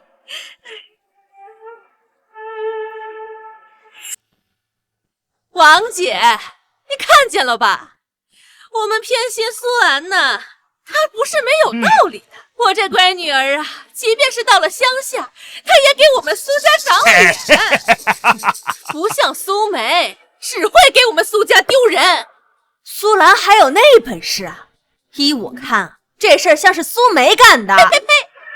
就苏梅那个骚货，她到了乡下只会勾引男人。哎呀！快看看是什么！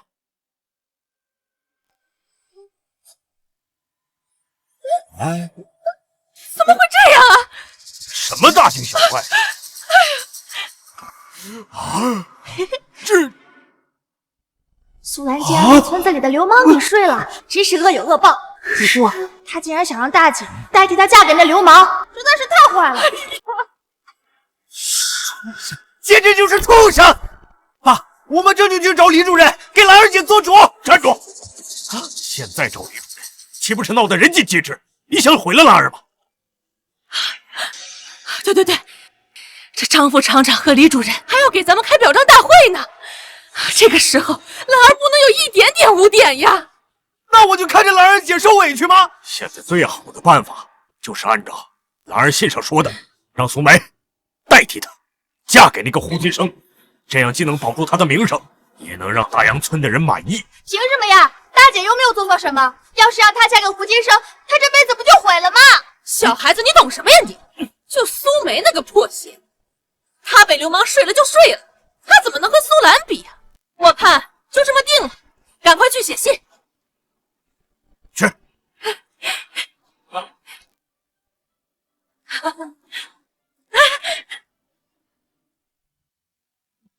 原来这个苏兰是个养女啊，心肠可真歹毒。你爸妈也真是的，自己的亲生女儿不宠着，反而偏袒一个养女。唉，有什么办法呢？谁让他们眼瞎呢？不过呀，她马上就要嫁给胡金生了。那句话叫什么来着？恶人自有恶人磨。苏梅，你给我出来！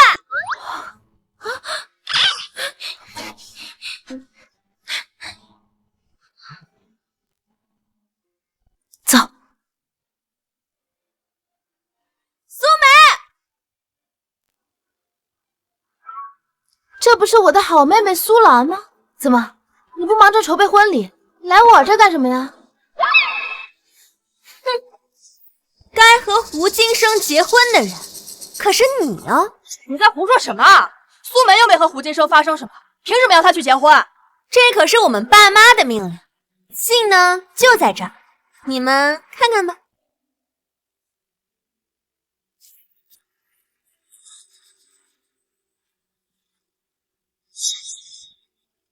说什么？这怎么可能？这竟然是真的！怎么会有这样的父母呀？把自己的孩子往火坑里推！这种人就不配做爹妈。苏梅，不用听他们的，有我们大杨村的人给你做主，有我们在，没有人能强迫你。原生这对父母还真是比不上这大杨村里的乡亲。算了，也该回去把这两个老登的事情解决了，不然以后这种事没完了。你苏梅，你这是干什么？你你难道不想听爸妈的话了吗？你这可是不孝！爸妈？谁说这两个老的还是我的爸妈呀？我告诉你，我今天就要回去跟他们断亲。对，王伯，我这有点事儿，想请假回趟城里，可不可以啊？当然可以了，苏梅同志，就算你爹妈不要你了，咱们大洋村永远都是你的家。好，我记住了。对了，王老伯，我这儿还有个事儿，想拜托一下你。你说，你是咱们大洋村的大恩人，只要我能做到的，我都会答应你。你看，这小柔跟红梅，他俩下乡这么久了，能不能让他们提前回家？不行，这个违背原则。原则上是不允许，不过我可以跟上面申请，我觉得问题不大。苏培，谢谢你，我们终于能回家了。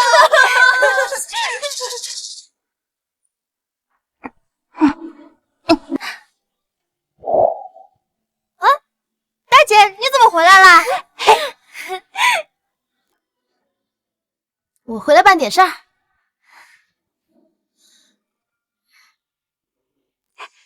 姐，到。这些也不是你的衣裳吧？这有阳春花的也就算了，怎么还有苏韵、苏强的内裤啊？啊！姐，你也知道，爸妈喜欢苏兰和苏韵。自从你走了以后，家里的活就全都给我了。以前我在家的时候，苏俊还能凭借装乖巧不被欺负，现在我走后，所有家务什么的就都丢给他。这两个老登还真是一点没变。行了，我知道你跟我说这些，就是不想留在这儿被欺负。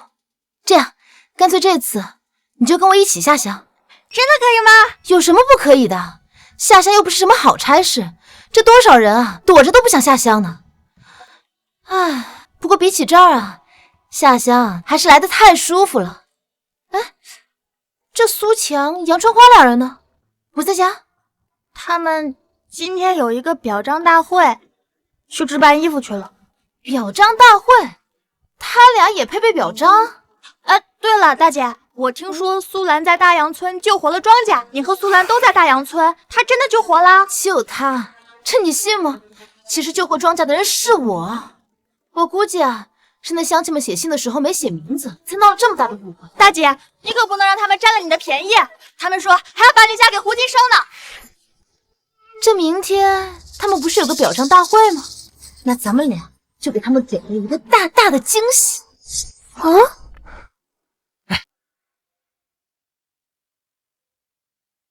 同志，我想在报纸上登一则声明。你要登什么声明？和父母断绝关系的声明。什么？你要和父母断绝关系？不可以吗？哎，可以是可以，但我不建议你这么做。毕竟父母生你养你，血缘关系是断不掉的。年轻人，三思而后行啊！我呢，想要在早报和晚报上都登上我的声明，早晚各定200字。要是不行的话，我就去别的地方了。行，当然行。同志，你也不用去别的地方问了，你想在我们这儿登什么声明，咱就登什么声明。同志们，我们都知道，知识青年要到农村去，到祖国需要的广阔天地。今天就有这么一位优秀的女同志，不仅主动报名下乡，还在下乡的过程中做出了杰出的成绩。今天我们就要为这位优秀的女知青父母举办一场表彰大会。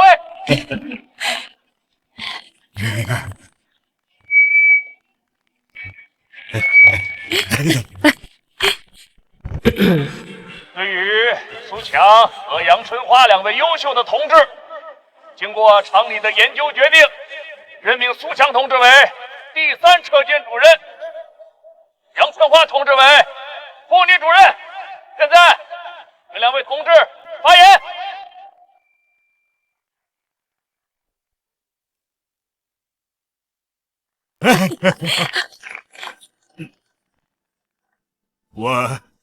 我很高兴，不是因为我自己，是因为我有一个优秀的女儿，我跟她妈为她感到骄傲。我知道，最近这段时间呀，大家对我们都有误会，说我们偏心养女，而对苏梅这个亲生女儿毫不关心。但是我今天要告诉大家的是，我们偏心苏兰，是因为她值得。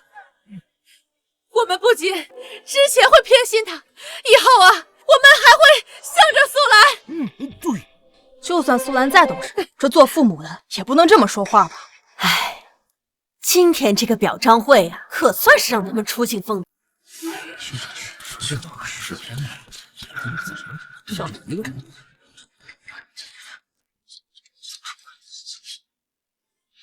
苏同志，告诉两位一个惊喜，你们的女儿特地从乡下赶了回来，现在就在门口了。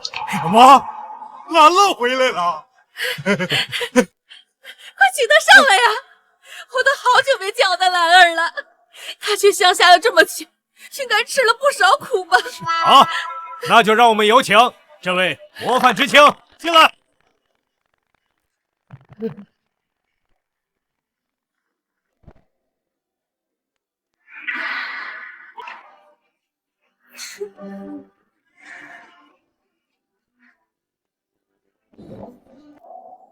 苏梅，嗨，苏梅，苏梅，怎么是你呀？主任，你是不是搞错了呀？今天的表彰大会不是苏兰吗？怎么会是苏梅呀？不是苏兰吗？苏兰，那个好吃懒做的德行，他连下地干活都不肯，还能被表彰吗？爸妈，这青天白日的，你俩做什么大头梦？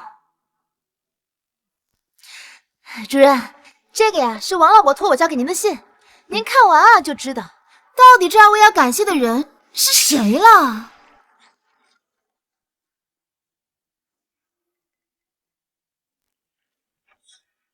苏梅说的没错，为大杨村救活庄稼的的确是她，不是苏兰。我就说嘛，就苏兰那样子能当模范青年，也就苏梅这孩子从小懂事善良。就是啊，你看那苏强跟那个杨春花还在那偏心养女呢，真是两个瞎子的东西。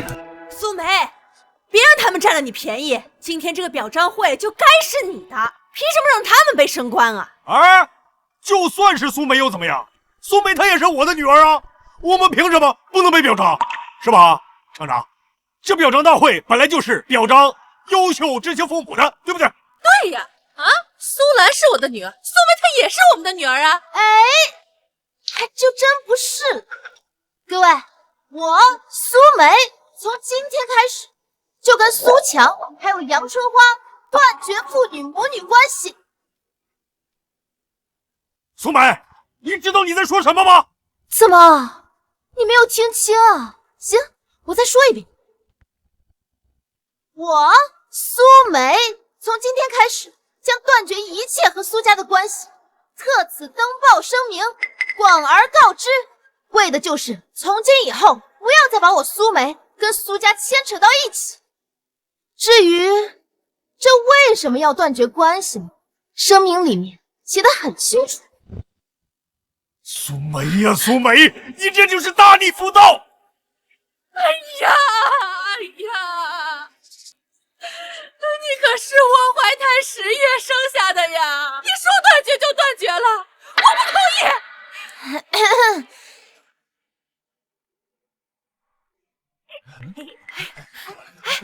快，给我一份看看。真断绝了！哎呦，真断绝关系了，还给我来什么事儿？断了好，就是苏梅这孩子以后肯定有出息，以后要是再待在苏家呀，肯定被他们吸血。苏梅，婶子支持你，对，支持你。姐，我也支持你。嘿，你个小兔崽子，我打死你！干什么呀你？我告诉你，我跟你妈不同意。切，你不同意又怎么样？我今天是来通知你，不是来跟你打商量的。主任、厂长，你们看啊，既然现在他们2位已经不是我的爸妈了，这个升官呢，你们要给他们升，可以升，就是不要再打着我的名字。苏梅同志啊，你放心，我们呀也不知道这段隐情。既然你都说了，那今天晚上给他们表彰大会取消，之前给他们的优待全部收回来。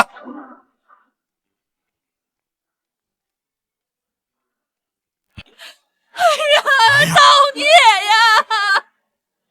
哎呀！行了，我这事情也处理完了，我就先回了。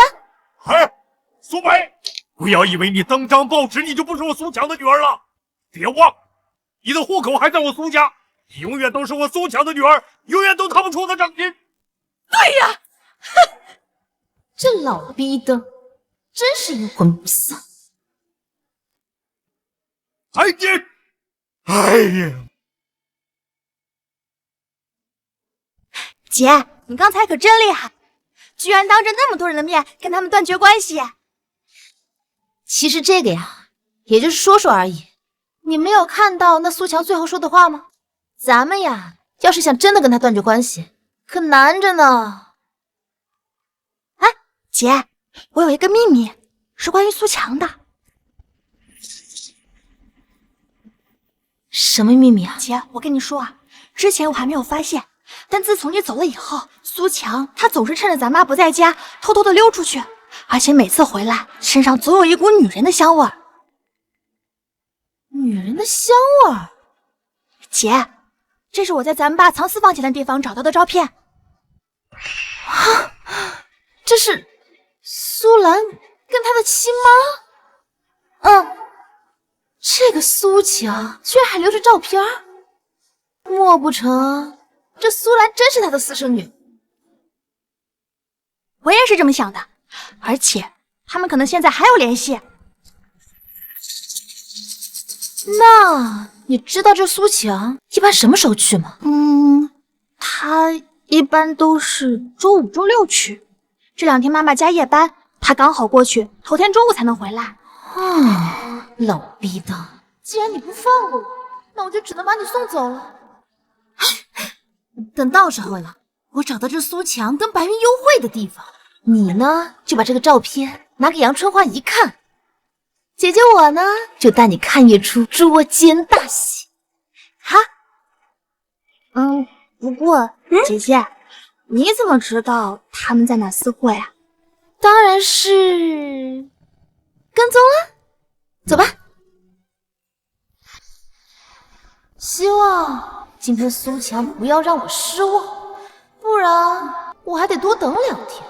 我还想早点处理完好下乡呢。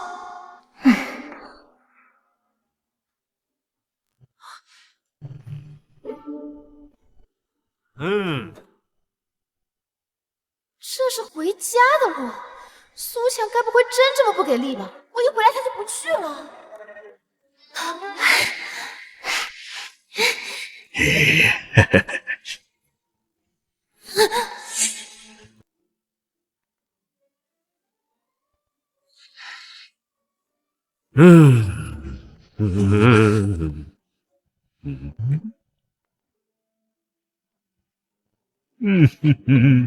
好你个苏强，还真是胆大包天啊！敢在这玩灯下黑。不过这样也好，捉奸就更方便了。现在就看来的人是不是白云了。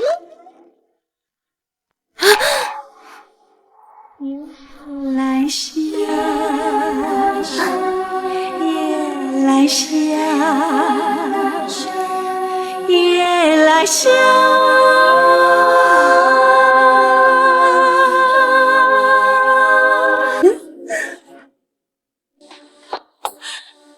都怪苏梅那个孽女，要不是她，我早就当上妇女主任了，还至于这样天天晚上上夜班吗？妈，你怎么这么早就回来了？这下班了不就回来了吗？等等，你这么紧张干什么？啊？还从我的房间里出来，说是不是偷东西了？我，好你个死丫头啊！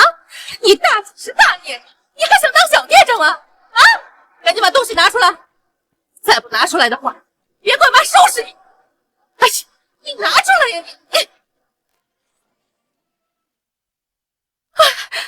这照片哪来的？这是我昨天在你房间找东西的时候，我无意中在爸抽屉里发现的。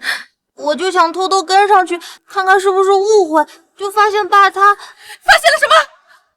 他跟白阿姨进了咱们家斜对面的屋子里，现在应该还在里边。你如果不信的话，我可以带你去看看。你可不能胡说啊！咱们现在就去看，走啊，走！哎呦，这事可不敢乱说，不能乱说。哎，这杨春花急匆匆干嘛去了？不知道啊，要不咱也去看看吧？又吃不下好。他不敢，走，咱去看一下去。哎，是往那边走了吧？阿云呐，你看我给你买什么好东西了？当当当当，喜欢吗？喜欢就带上看看。喜欢，好看，真好看。那我们就开始吧。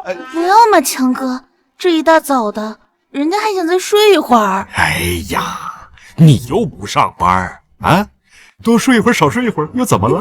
我好不容易来一趟。哎呀，你不知道我在家面对那个黄脸婆已经够够的，哎呀，我都忍不住来。哎呀，来吧，来吧。哎呦！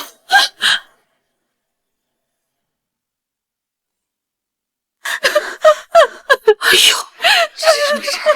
光天化日，哎呀，是这样。你说这，苏强，你可爱窃盗的你啊！怪不得你3天2头的往外跑，一回到家就跟个废物一样。你在外面搞破鞋呀你啊！老娘在家给你生儿育女，你就这样对待我呀？你的良心被狗吃了！哎呀，老婆呀，事情啊，不是你看到的这个样子，我给你慢慢解释啊。爸，你怎么能这样呢？就算你不喜欢我妈在外面偷吃，你也不能这样对待白阿姨呀。她可是兰姐姐的亲妈，你老战友的老婆呀。我这个，哎呀，你怎么这么大劲儿？好你个苏强，我是说，你以前为什么只偏心苏兰？合着她真是你的私生女啊？这苏强3天2头来白云这儿，以前还以为他是好心，谁知道他俩都滚到一张床上去了，还老战友呢，就是这么照顾老战友一双的。你给我闭嘴！事情不是你们想象的这样，你们胡说八道什么？哎呀，老婆，哎呀，事情它根本就不是你想象的那个样子，你让他们先走，我回头啊慢慢给你解释好不好？苏强，你以为我是个傻子吗？你们俩都滚在一起了，你还有什么好解释的？我先收拾完他，我一会儿再来收拾你。哎，别动手啊！哎呀，哎，救命啊！杨春花，你个臭不要脸的！别打我！你看，我给你养女儿养了15年，我任劳任怨，你还勾引我家男人啊！这么喜欢勾引男人啊！我今天打死你！哎呦，左边来一包，这真是，就是你说这事干的。别看这苏强人模狗样的，要不是亲眼看到，谁知道他还会出轨？要我说呀，逼着亲闺女登报和他断绝关系的人，能好到哪儿去？哎呀，苏强，这眼睁睁的看着我被打，你说句话呀！杨春花，你疯了！你再打我把他打死的！这么多人都在看着啊！你不嫌丢人的你？你们都记着干什么？跟你们有什么关系啊？啊！快滚！苏强同志，重头戏现在才刚刚开始呢。喂，你，副厂长，你怎么来了？苏强，我们接到举报，你私人作风不正，现经过商讨决定，你已经不配担任纺织厂技工。白云，你们两个立刻做好准备，明天乘车去大西北挖矿。大西北挖矿！哎呀，副厂长，误会呀，完全是误会呀！哎，这事情不是你看到的那个样子，我们俩根本就没有那种关系。都滚到议长床上去了，还说不是那种关系？这种人渣继续留在城里，只会破坏团结，就应该去大西北挖矿，发挥自己余热，给国家付出贡献。啊，你不要解释了，这都是上头领导专门下的令，就连我也没有办法。收拾好东西，我们明天出发吧。哎，副厂长。苏强，我不想去挖矿，你快想想办法呀！现在知道后悔了啊！知道后悔就不要干这种不要脸的事。我看你这样就是活该了。我乞丐！苏强，你干了那种不要脸的事，你还好意思打我？你个蠢货呀！你知道这意味着什么吗？我要是去大西北去挖矿，谁来养你？你还在这里沾沾自喜。苏强，事情怎么会这样？我只是想教训一下那个贱人。不行，你不能去挖矿，要去也是让那个贱人自己去。我这就去找厂长，我给你解释清楚啊！解释个屁呀！解释啊！现在所有人都知道我出轨啊，厂里的房子也会被没收，我的工作也丢了。这下好了啊，你可以睡大街了！你个蠢货，你给我滚！滚！你们也给我滚！滚出去！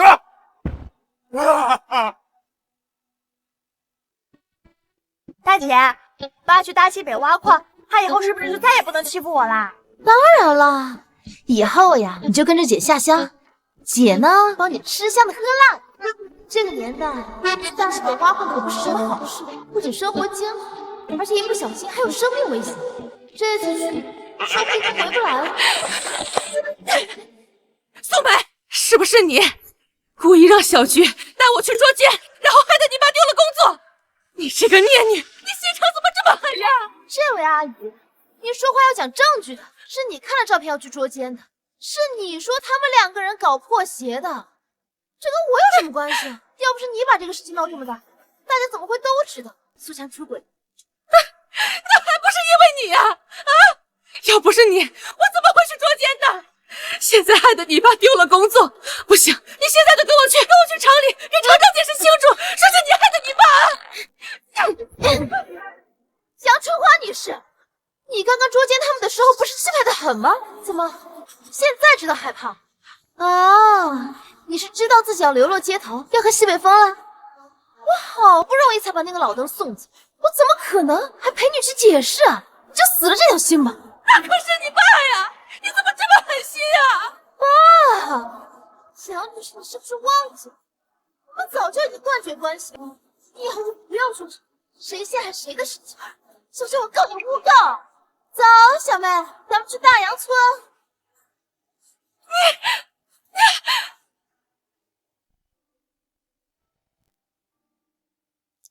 先生，夜深了，该休息了。张爷，你种地这么多年，有没有种出过这么好品质的白菜？没有，最近全国干旱，别说种出这么好的白菜，我连见都没见过。这是先生你培育出来的新品种白菜吗？哪是什么新品种啊，只不过就是最普通的核桃纹种子种出来的。核桃纹白菜最容易被染虫生病了，但这颗白菜光滑脆嫩，而且个头饱满硕大，怎么看都不像吧？是啊，我查阅了很多资料，也没有找到可以种出这样白菜的人。不过，能种出这种品质白菜的人，一定是有些本事在身上。最近全国大旱，很多地方都种不出粮食。我决定下乡去，找到这个人，好好请教一番。你看，这也不错。哎，他们回来了。哎，是，这不是苏梅吗？怎么这么快就回来了？苏梅，你身边这个小姑娘是？这个啊，是我的小妹苏菊，她下乡来帮我做事的。各位叔叔婶婶，以后可不能欺负她哦。那哪能啊！我们村的大白菜呀，多亏了你才长得这么好。你呀，可是我们的大恩人。真的？谁要是欺负她，我们第一个不答应。不过苏梅同志，你把小梅带到这里来，这地方可苦，比不上城里那么舒服。起开！还能是怎么样啊？知道自己要嫁给胡金生了，回不去了呗。不知道用什么办法把小妹骗过来，替她干活呢吧？才不会呢，大姐才不会骗我。大姐说带我来大杨村发展的。大杨村这种破地方，能有什么可发展的？也就只有你这种笨蛋会相信她说的话吧。我告诉你啊，小妹，可别被她卖了，还替她数钱呢。没错，苏梅这人一向心肠歹毒，她就是看不得你好。你们俩平时喜欢污蔑我也就算了，但你们刚刚这话是什么意思？难道意思是说瞧不上咱们大杨村呗？咱们大杨村的人啊，都没发展，没前途啊！看不上我们大杨村，就不要来我们大杨村，还不是被发配下来吗？就是，某些人天天偷懒不干活，还瞧不上我呢。看不上就早点滚！有些人私生活糜烂，我们大杨村还不欢迎好吃懒做、品德败坏的人。你真这……苏梅，我告诉你，你少得意啊！我劝你不要在这逞口舌之快，还是收拾收拾，准备嫁给胡金生吧。没错，就你这种人，也就配得上胡金生那种无赖了。胡金生，你还是自己留着吧，我可不想跟你抢，毕竟你们都上过床了，就差个婚礼了。苏梅，你少胡说八道了，这一切还不都是你设计害我的吗？不是，你跟人家男人都滚到一张床上去了，这种事我还能设计陷害你不成？哎呀，大姐知道你这个人就是朝三暮四的，大姐不会跟你抢。你放心，这个胡金生啊，我肯定会留给你的。毕竟你喜欢抢男人也不是一天两天了。苏梅，你这是什么意思？父母之命，媒妁之言，怎么？你还想违背爸妈的命令吗？爸妈？他们现在泥菩萨过江，自身难保，没时间管我。你是不是还不知道呢？苏强跟你亲妈白云，他们俩滚床单，结果被杨春华当场抓包了。现在他俩被发配到大西北去挖矿呢。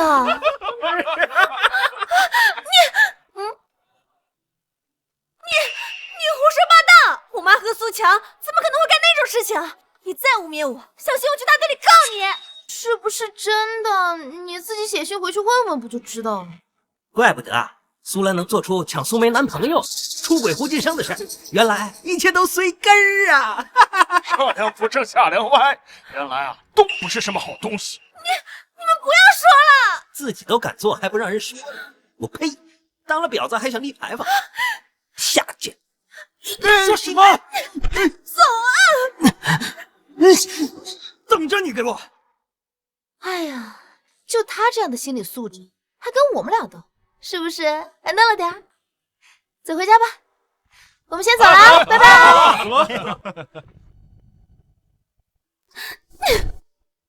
你这个废物！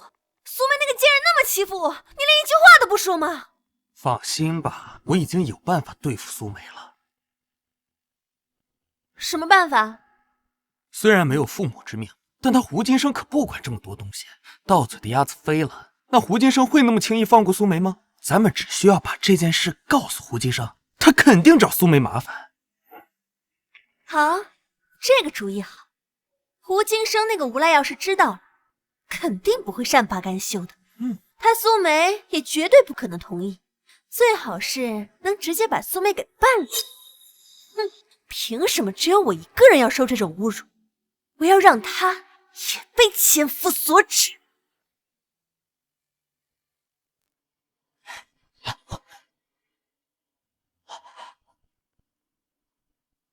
这大晚上的，胡金生带这么多人去苏梅家干什么？我看啊，八成是想欺负苏梅。走。等等，别冲动，我去找王伯，你们进去先看着。好。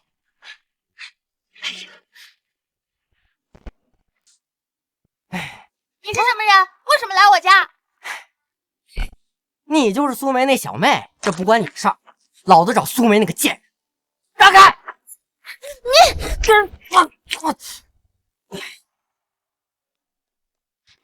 好你个胡金生，你胆子够大的呀！你知不知道，你这叫私闯民宅？我送你到牢里吃2年牢饭去！你是老子未婚妻，还私闯民宅，少他妈吓我！老子不是吓大的！妈的！姐，这到底是怎么回事啊？还能怎么回事？这个家伙就是那苏乔和杨春花逼着我要嫁的老无赖，癞蛤蟆想吃天鹅肉，家里没镜子总有尿吧？你撒泡尿照照自己什么德行？还让我嫁给你？你趁早死了这个心吧！我告诉你啊，别说这2个老东西现在没资格管这件事，就算他们有资格，我也不可能嫁给你这种货色。胡哥，这娘们在骂你，娘们不管不服气，这你不能惯着她呀。就是，必须给她点颜色看看。哎，胡哥，怎么着？今天哥几个都在，有我们给你守着门，一个人都别想出去。你们要干什么？我告诉你们，你们乱来的话，这个事情后果很严重。干什么？当然是干夫妻间该干的事情了。老子今天就要霸王硬上弓，先把你的生米我煮成熟饭，哎，等你怀了老子的种，看你怎么跑！哎呀！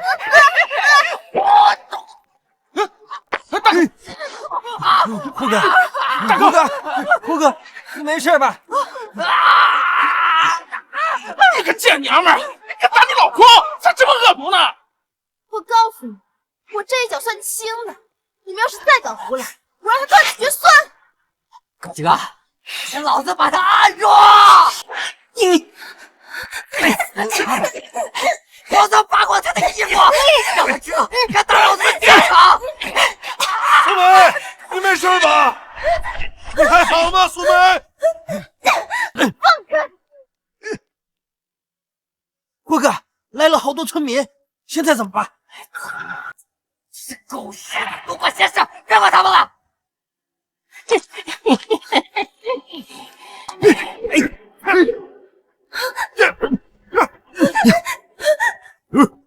胡金生，干什么？干什么？我来我媳妇儿家，关你们什么鸟事啊？啊！媳妇儿？什么媳妇儿啊？苏梅同志什么时候又成你媳妇儿了？我现在是没有啊，但苏兰那娘们说了，她爸妈已经把苏梅嫁给老子，那苏梅现在就是老子的媳妇儿。你们少他妈在这多管闲事啊！要是敢坏了老子的好事儿啊，老子连你们他妈一起收拾了！苏梅，我看现在谁还敢管你？哎，我劝你啊，最好老老实实给老子当媳妇儿，要不然老子现在就当着所有人的面我办了你。这么多人看着，我倒是无所谓，但你可就不一定能接受了啊！胡金生啊！你个狗日子干什么呢？胡金生，你个狗日子干什么呢？啊！不是沈队长，你咋来了？我怎么来了？你心里没有点数吗？不是沈队长，你打我干啥呀？不是你，我为什么打你？你心里没有点逼数吗？啊！我问你，你这个点儿带着人跑到人家苏梅同志家里干什么来了？你简直色胆包天！哼，快走！是。哎，等等，沈队长，他半夜带人上门，恐怕不是私闯民宅这么简单。这样定调子太草率了吧？我觉得还是得问一下当事人的意思。对，齐先生说的对，是我太草率了。那个，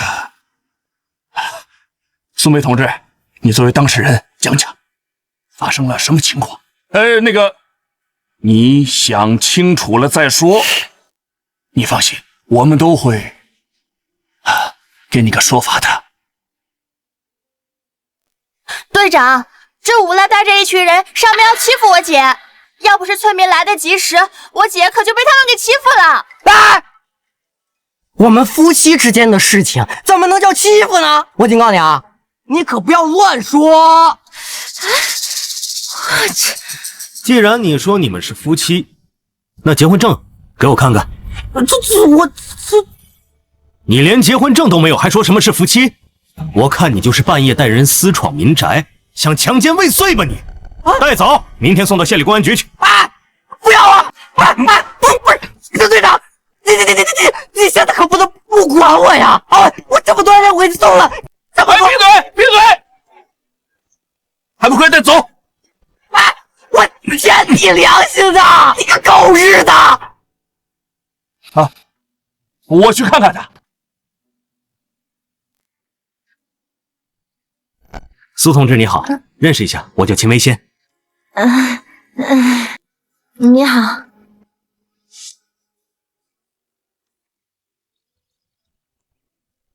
长势都挺好的。来说那边。姐，你说这秦维先是不是对你有意思呀？喜欢我是他的事儿，只要别影响我干活就行了。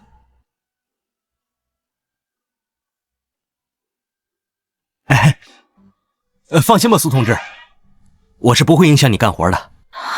你怎么偷听我们说话呀？你们别笑了，赶紧干活吧。我也不想，就是你们两个刚才说话声音太大了。苏同志，我看您好像对农业很有研究啊，你是读过这方面的知识吗？这里边都是经验，你就慢慢学吧你。我一定好好学。冒昧的问一下，等大杨村的灾荒过去之后，你对未来有没有什么规划呀？规划？我想好好读书，考上京大，算不算？算。那我先去记笔记了啊。他怎么傻不愣登的？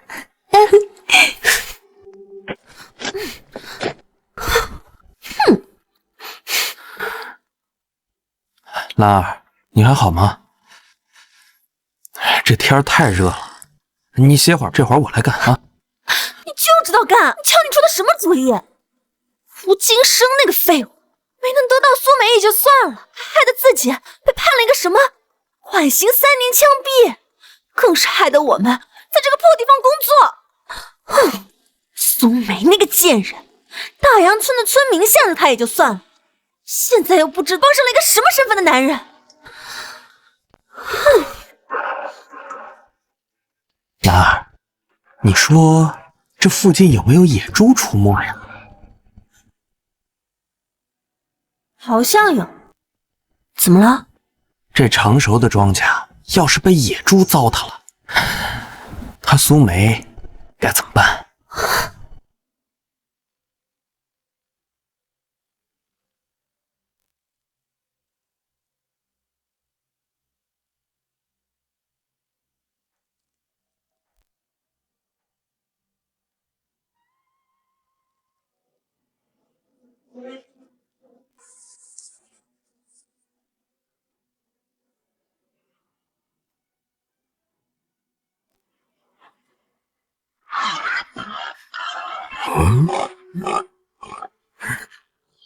野猪，不好了！野猪下山了！来人呐！野猪下山了！怎么回事？是野猪，野猪下山了，把粮食都霍霍了。今年本来就是灾年，这可怎么办？不好了，不好了！野猪朝着夏天的庄稼地跑了。这庄稼地是我们家最后的粮食，要是被野猪糟蹋了，我们家5口可怎么活呀？这庄稼地没了，我也不想活了。赵老三，你疯了！你回来！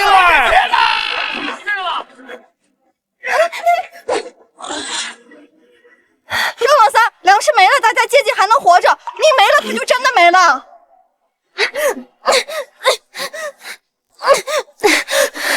苏同志，你要干什么？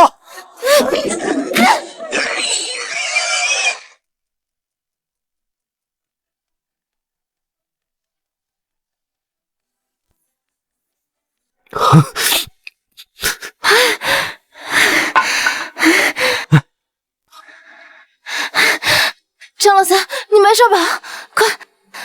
快起来！苏梅啊，谢谢你救了我们全家，以后我张老三就听你的，你说什么就是什么。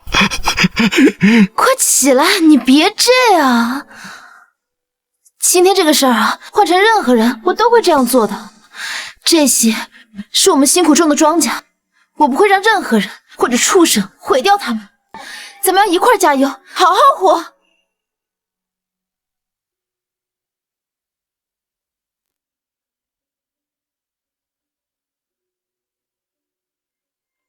有问题，野猪有问题。野猪不是自己下山的，是有人故意在庄稼上撒了引猪粉，故意引野猪过来的。真的是野猪粉啊！该死的，是哪一个王八蛋要毁了咱们的庄稼？这是猎人捕猎用的东西，这是谁干的？给我滚出来！萧爱国、苏兰，你们这是要去哪儿啊？苏梅，你要干什么？我告诉你，我们去哪儿跟你有什么关系？到底有没有关系？你心里清楚。这个引猪粉是你们放的吗？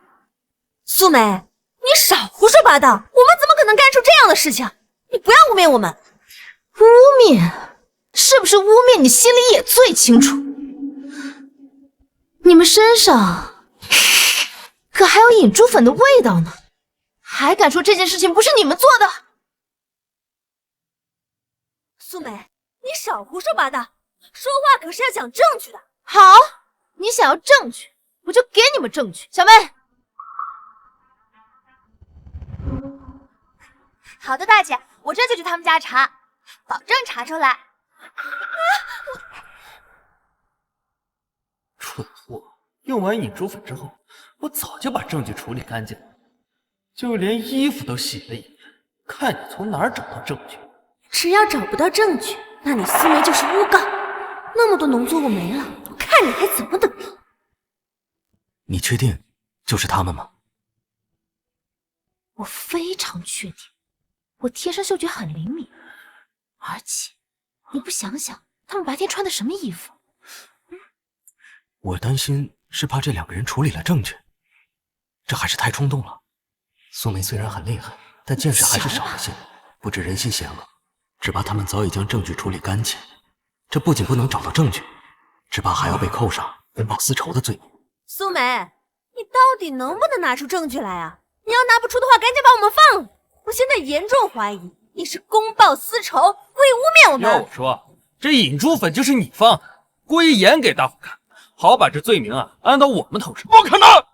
只要是苏梅干的，她不可能替我打野猪。我看呀，就是他故意做给你们看的。毕竟我们这么多人，谁不害怕野猪了？就他一个人敢上去和野猪打斗？我看啊，那野猪八成是被下了药，一打就倒。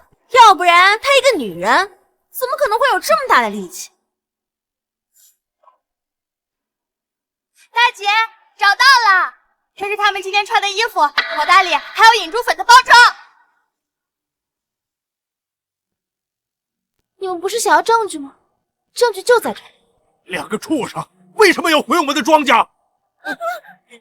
打死他！别动手！够了，别打了！怎么可能呢？包装袋我不是扔掉了吗？我还检查了好几遍，怎么可能还会有包装袋呢？现在终于成了，这引猪粉就是你买的了。你们两个糟蹋粮食，破坏劳动成果，情节恶劣至极，就等着把牢底坐穿吧！把他们俩给我抓起来，送到村委会去。大姐，大姐，我错了，我可是你的妹妹啊，我不能坐牢，你再给我一次机会吧。哦，对，这个事情都是萧爱国弄的，你要抓就抓他，你就饶了我这一次吧。苏兰，你说什么呢？要不是你嫉妒苏梅，我跟你说这馊主意啊！再说了，这引猪粉大部分都是你下的，现在事情外露，要把屎盆子全扣我头上，你想得美呀！你们俩都不是什么好东西，要是要真对我，大不了冲着我来就是。这灾荒年代，粮食就是大伙的希望。你们这么做跟畜生有什么区别？后半辈子就到牢里好好反省吧。松口！放开我！刚撕开的口子，倒是我看走眼了。没想到苏梅居然能想出这种手段，用重新买来引珠粉假装证据，赌苏兰和萧爱国的心理素质吗？这世界上居然有这种奇女子！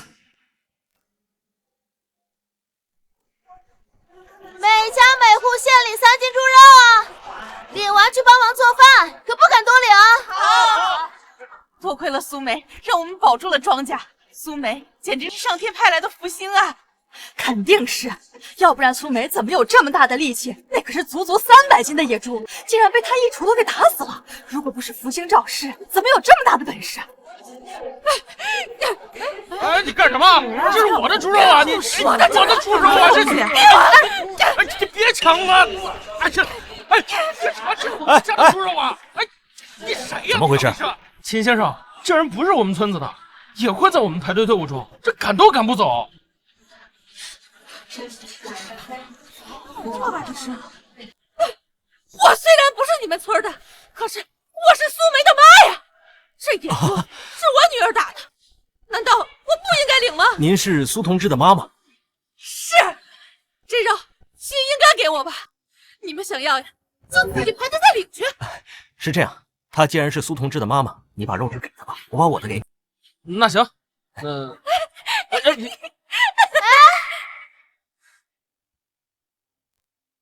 齐维新，你把我的猪肉拿去送人，你要送，你自己打。苏同志，这位不是你妈妈吗？而且猪本来就是你打的，你家自然应该分到一些。秦先生，你难道不知道吗？就是他当初想让苏梅嫁给那个胡金生，这样的人他就不配做苏梅的妈。要不是看在苏同志的面子上，我刚刚就把你打出去了。自家的肉自己收好，这别什么人的面子都给，把我打的猪肉拿去送人骑，你还真是好意思。你不是瞧不上香香吗？你来干什么？苏梅，妈错了，妈知道错了，一切都是妈被猪油蒙了心，替苏强那个混蛋养了10几年的私生女。妈现在知道，真的知道错了。你就再给妈一次机会啊，让妈好好的弥补你，让你得到一点母爱。你那扭曲的母爱，留在监狱里给苏兰赶出去吧，爱给谁给谁，别搁这恶心我啊！我还要分猪肉呢，没时间搭理你。苏梅，苏梅啊，你可不能不管妈呀！你爸现在被送到大西北挖矿了，家里的房子也没收了，我也没了工作。你再不管我的话，我就真的没办法活了呀！我爸的安置房，那苏韵的总还在吧？你去找你的宝贝儿子呀！来找我干什么呀你？苏韵他就是个白眼狼，他根本不管我的死活。我都饿了好几天了，这一路走来，我都是捡垃圾过来的呀。不管以前怎么样，怎么说，我也是你妈呀，你就忍心看着我流落街头吗？我忍心啊，我可太忍心了。我巴不得你天天捡垃圾，我甚至希望你没有垃圾可以吃。苏梅，你怎么说话的你？不管怎么说，我也是你亲妈呀！你烦不烦啊？天天搁那一口一个亲妈的，你配吗你？这从小到大，你就把那苏兰当个宝贝疙瘩一样捧在手心里，什么好吃的好穿的都紧着她些，让我这个亲生的女儿给你端茶递水、洗衣做饭呢。这个疤你还记得吧？这是小时候有一次，苏兰偷吃了一个鸡蛋，你非说是我吃的，然后拿鞭子给我抽的。也许这么多年过去了，这个事儿你早就忘了吧？但我这个疤，它可不会消失。我那会儿也不是故意的呀，我当时还以为你没有说实话呢。杨春花，你少在这自欺欺人了。你骗骗别人也就算了，怎么连自己也骗呢？这鸡蛋是谁吃的？你不会心里真的没数吧？你别在这搞笑，家里除了苏韵、苏兰，谁敢动你的鸡蛋啊？你就是看我好欺负，不敢反抗吧？可不管怎么说，我也是你亲妈呀，你总不能不管我的死活呀！你要点脸吧！你都这样对待苏梅了，还指望人家孝顺你？白日做梦！要是我被这么对待了，我打死你们才怪！就是，真当生了苏梅就是恩情，养恩大于生恩，生而不养算什么妈？哎，行了，杨春华，我没工夫跟你闹腾。你记着，咱们俩已经断绝母女关系了。我跟你呀，没有一点赡养义务，你但凡去告我都没用。今天你要是还想要点脸，就自己赶紧走吧，要不然大伙儿说不定帮我出气，还得揍你一顿呢。苏梅，好，我不管，要是不管我的话，反正我一个人也没办法活了，我死到哪都是死，我今天就死在这村子里面了。你不管我，我就让你背负一个害死亲妈的罪名，让所有人都扯你的脊梁骨。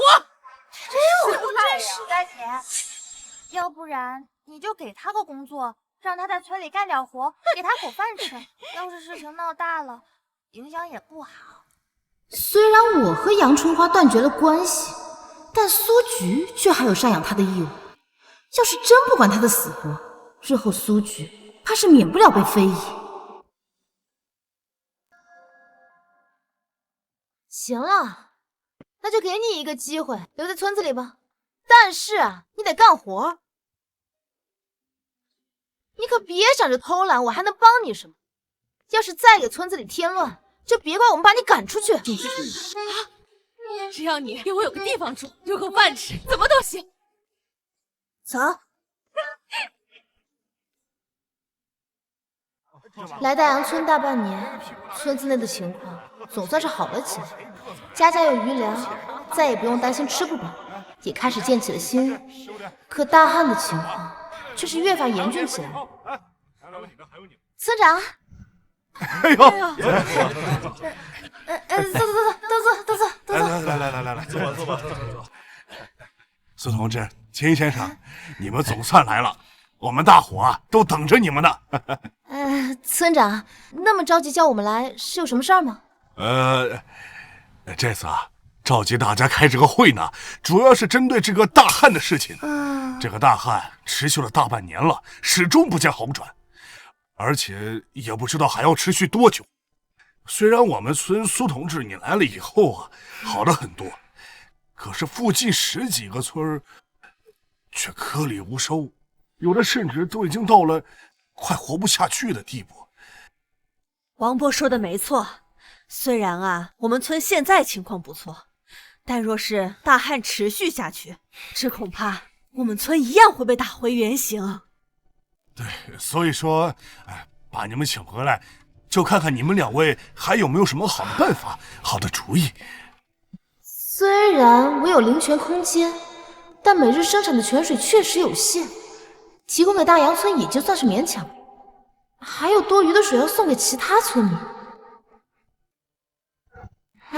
秦先生，你有没有什么好主意啊？如今大杨村干旱，能获取水源的方式少之又少，只有找到准确地点开采地下水，才可以解决当下的困难。除此之外的话，就是从邻省拦截一条水源，南水北调。养一批小麦，可以解决明年的粮食。我不同意。开采地下水源确实是一个不错的提议，但问题是咱们大杨村近些年没有发现新的地下河呀，盲目的开采，我认为就是无用功。再说刚才的那个从外省南水北调，以我们大杨村现在的财力物力，恐怕不支持这样一个大的工程吧。秦为先这人家境应该不一般。或许有这个财力帮助大杨村，但这却也是治标不治本，根本无法彻底摆脱大杨村的危机。不好了！隔壁大石村的人因为没有粮食下肚，有人服用农药自杀了！什么？人在什么地方？在大石村医务室。王老伯，你们继续，不用等我回来了。我也去看看。仅仅是1村的距离。这大石村比起大洋村相差也太大了。若是不尽快找到解决的方法，怕是有许多人连今年都撑不过去。苏同志，你不是在大洋村下乡吗？为什么跟着我过来啊？那你为什么来？大石村的环境太差了，而且医疗资源肯定十分落后。我恰好学过一段时间的医术，我来这儿或许能够提供一些帮助的。这不巧了，我也学过一段时间中医。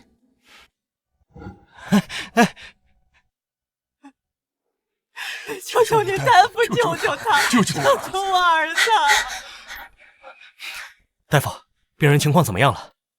你们是？我们是京都下来的农业专家，同样在医学领域我也有研究。这个是我的行医资格证。病人情况不太乐观，他服用杀虫剂已经快过期了，我已经对他进行了催吐处理，可效果甚微。我们医院没有洗胃的仪器，就算知道病因也没办法。这样，我先联系一下市里的医院，让他们派个救护车过来救人。不行，来不及了，他的情况不太乐观。你们的中药房在哪儿？不行，来不及了，他的情况不太乐观。你们的中药房在哪儿？啊，愣着干什么？带我去啊！这边请。秦先生，这位女士是？这位是我的朋友，他既然这么做，就是有了办法，还请医生您相信他。好。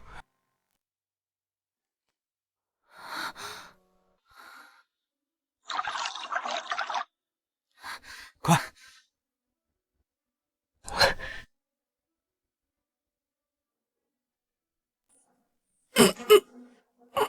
阿吉头，快！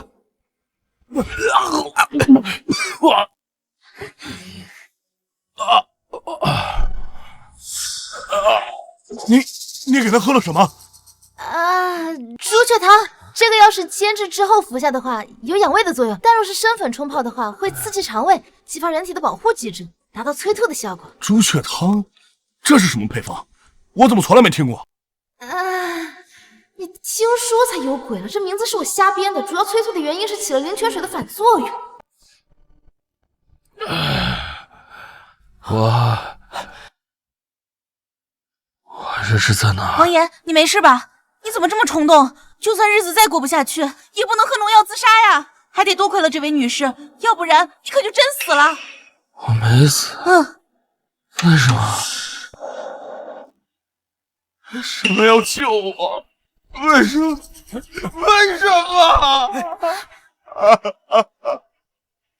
我受够了！我受够了！我受够这种难过的日子了。这个地方没水没粮，我受不了了。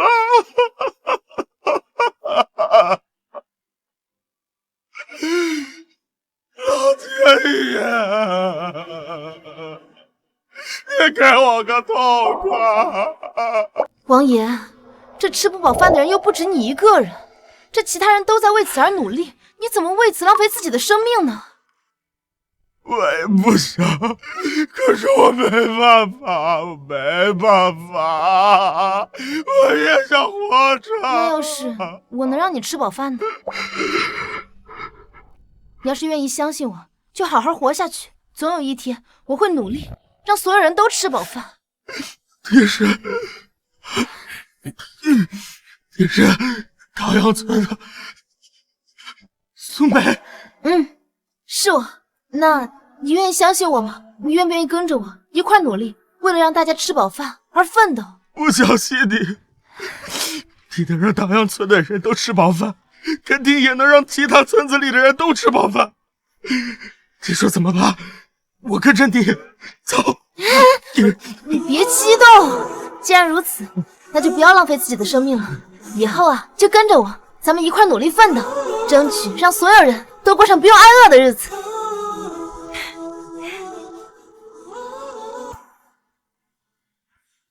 或许，这就是我愿意留在他身边，愿意无条件相信他的原因吧。她真的和其他女子不一样。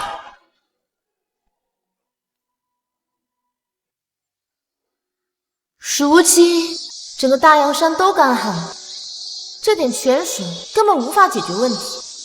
或许我能保证大洋村的发展，然后等一段时间回到城里。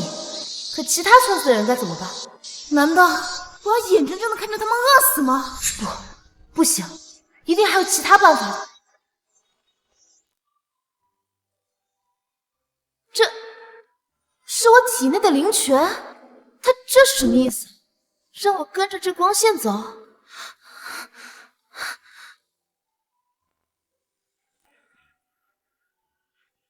这是要引导我去地下？不对，地下我肯定去不了。难道是说这地下有东西？啊！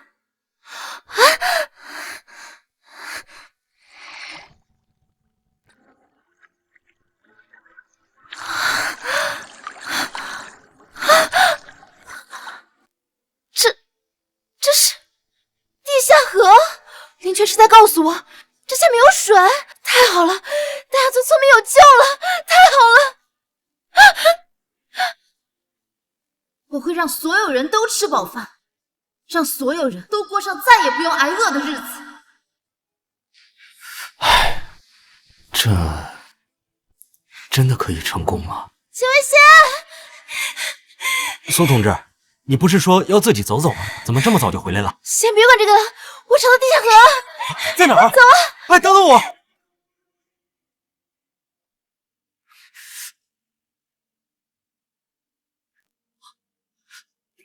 苏同志啊，你确定这下面真的有地下河吗？我怎么一点都没听到？我确定，我的耳朵一向很灵敏的。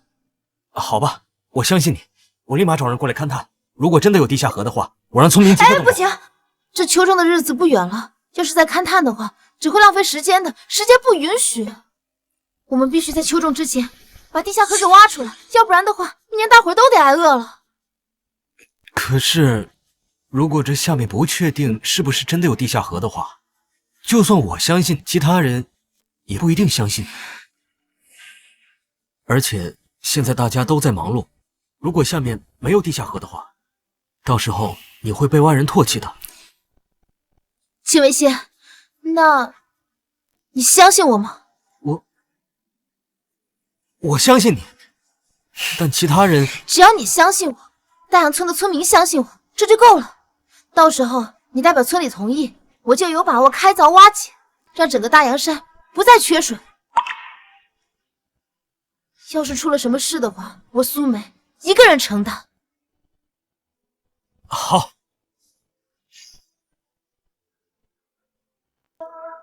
事情就是这样，咱们一块儿去。你说什么？啊！要让大家伙把手里的事停了，去一个还没有勘探过的地方去挖口井，这不开玩笑吗？啊！我不同意。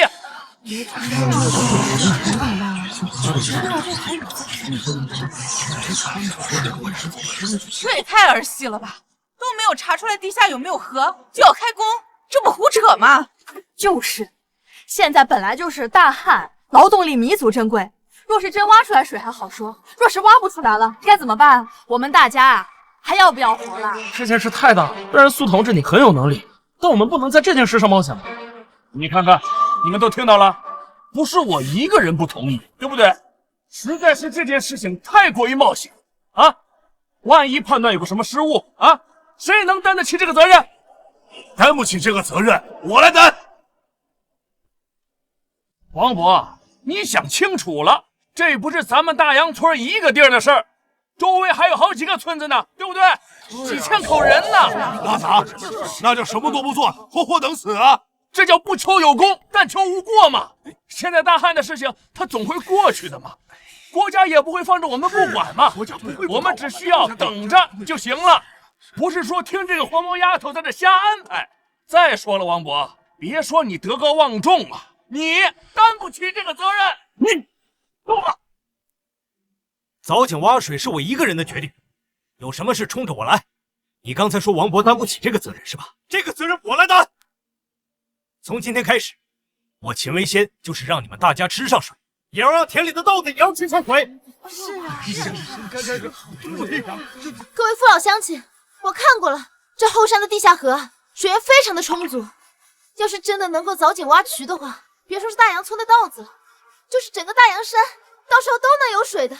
这秋种马上在即了，要是秋种之前能把井挖出来，到时候明年一定是大丰收的。对，我姐算过了，全村上下500多口劳动力，全村协力，只要2个月就能挖出一口井，再加上其他村子的人帮忙，时间只会更短。秋种之前肯定能挖出井的。哎呀，太好了，今年的粮食终于有着落了。苏同志的话我们信，我们一起挖。好，既然这样，大家都没问题的话，那就各自回家，组织劳动力回家取农具去。下午2点准时跟我上山挖井。好，不是一个娘们说的话，你们也有人信？你们大杨村的人是不是脑残？哎，后村的地方咱们都不知道去了多少回，谁听说过有地下河啊？我们大杨村的事儿，你们大槐村干嘛来了？哼，你们自己要挖井我不管，但是你们要动员其他村村民，这跟我大槐村有关系。也就你们能信这种鬼话，我们大槐村的人不去，走。就是，我们大石村人也不去，走。秦先生，你也看到了啊，人家其他村的人压根儿不信。哎，你说说，咱们大杨村何必去冒这个险呢？对不对？好，都不想出力的话也没关系，等到时候真的凿出井来，挖出水了，谁也别想喝。就是，别的村去不去我不管，我也管不着。但是我们大杨村的人，谁要是敢不去，就别在大杨村待着。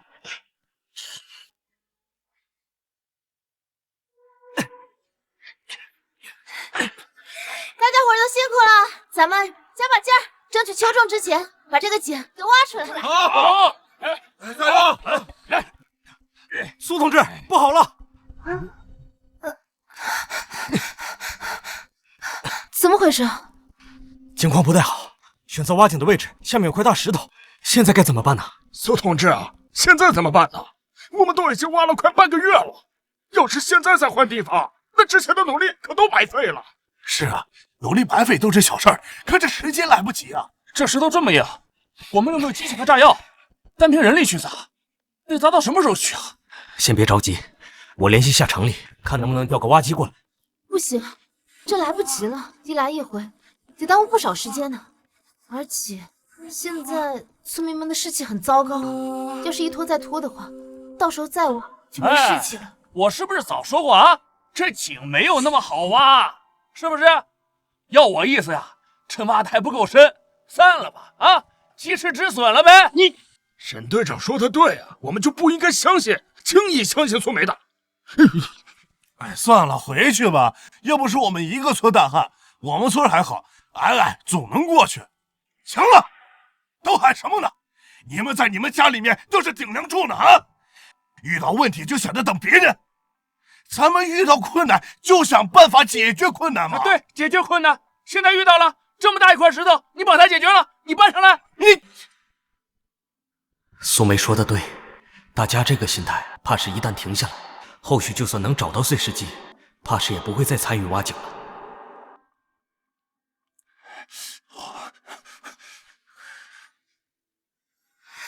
我有办法，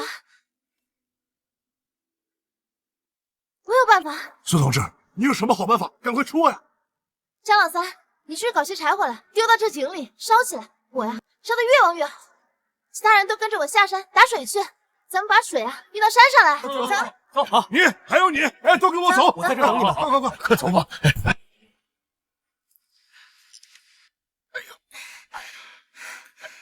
水来了，水来了，都让一让。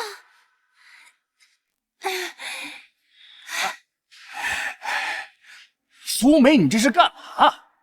山下的人也很缺水，你把山下的水抬上来，就能解决大石头的问题了？甭说这些废话，待会儿你就知道。来，加些柴，火烧得更旺些。好。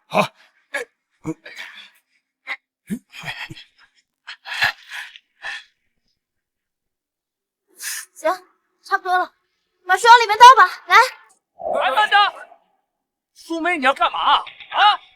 这些都是乡亲们的生活用水，你又是烧火又是灭火的，你是典型的浪费宝贵的水资源。别搅了。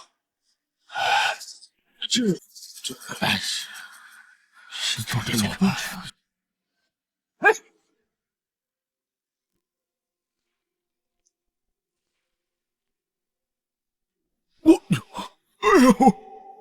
石头裂了！石头真的裂了！啊，真的裂了！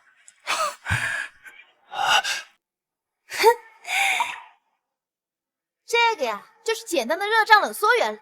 像石头呢，它火烧之后呀，里面的空气就会变成水蒸气，体积啊膨胀变大了，到时候泼上冷水啊，体积自然就缩小裂开。那现在呢，趁着这个热量还没有消失，我们赶紧把水都泼进去吧。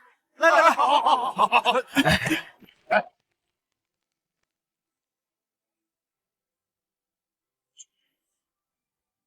碎了，石头真的碎了。苏同志，真不愧是高材生啊，连这种方法都知道。我们可以继续挖井了。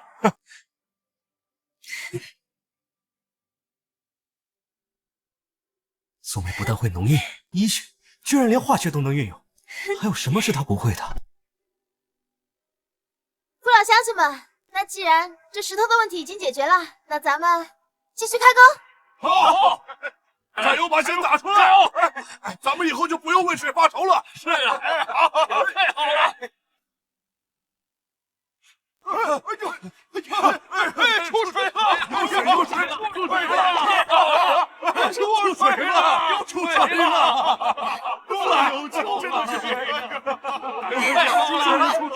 出水！我们有水了！我们成功了！真的是水，出水了！出水了！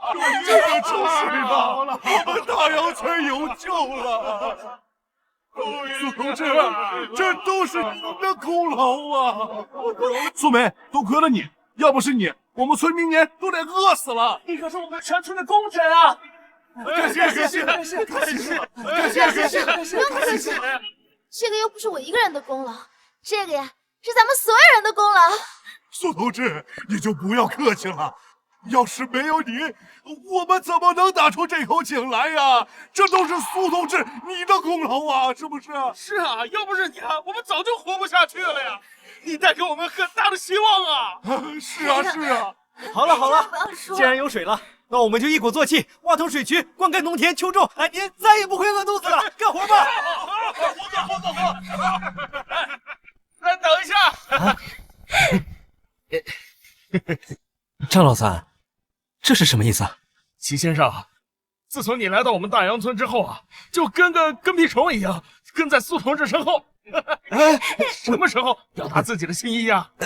说的对呀，苏梅同志这么好的同志，你要是不着急表达，以后要是跟了别人，你可别后悔啊！苏同志，你愿意做我女朋友吗？同意！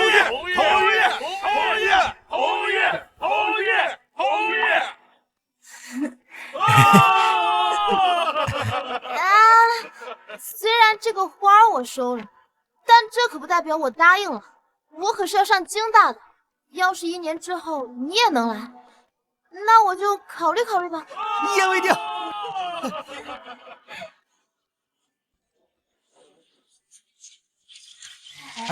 看这个。苏同志，去年你说只要我能来的话，就做我女朋友。我已经来了，你的选择是什么？你看看他那花，你怎么跟个呆子一样啊？你现在还叫我苏同志呢？你好好想一想，你该叫我什么？梅梅。哎，梅梅，等等我。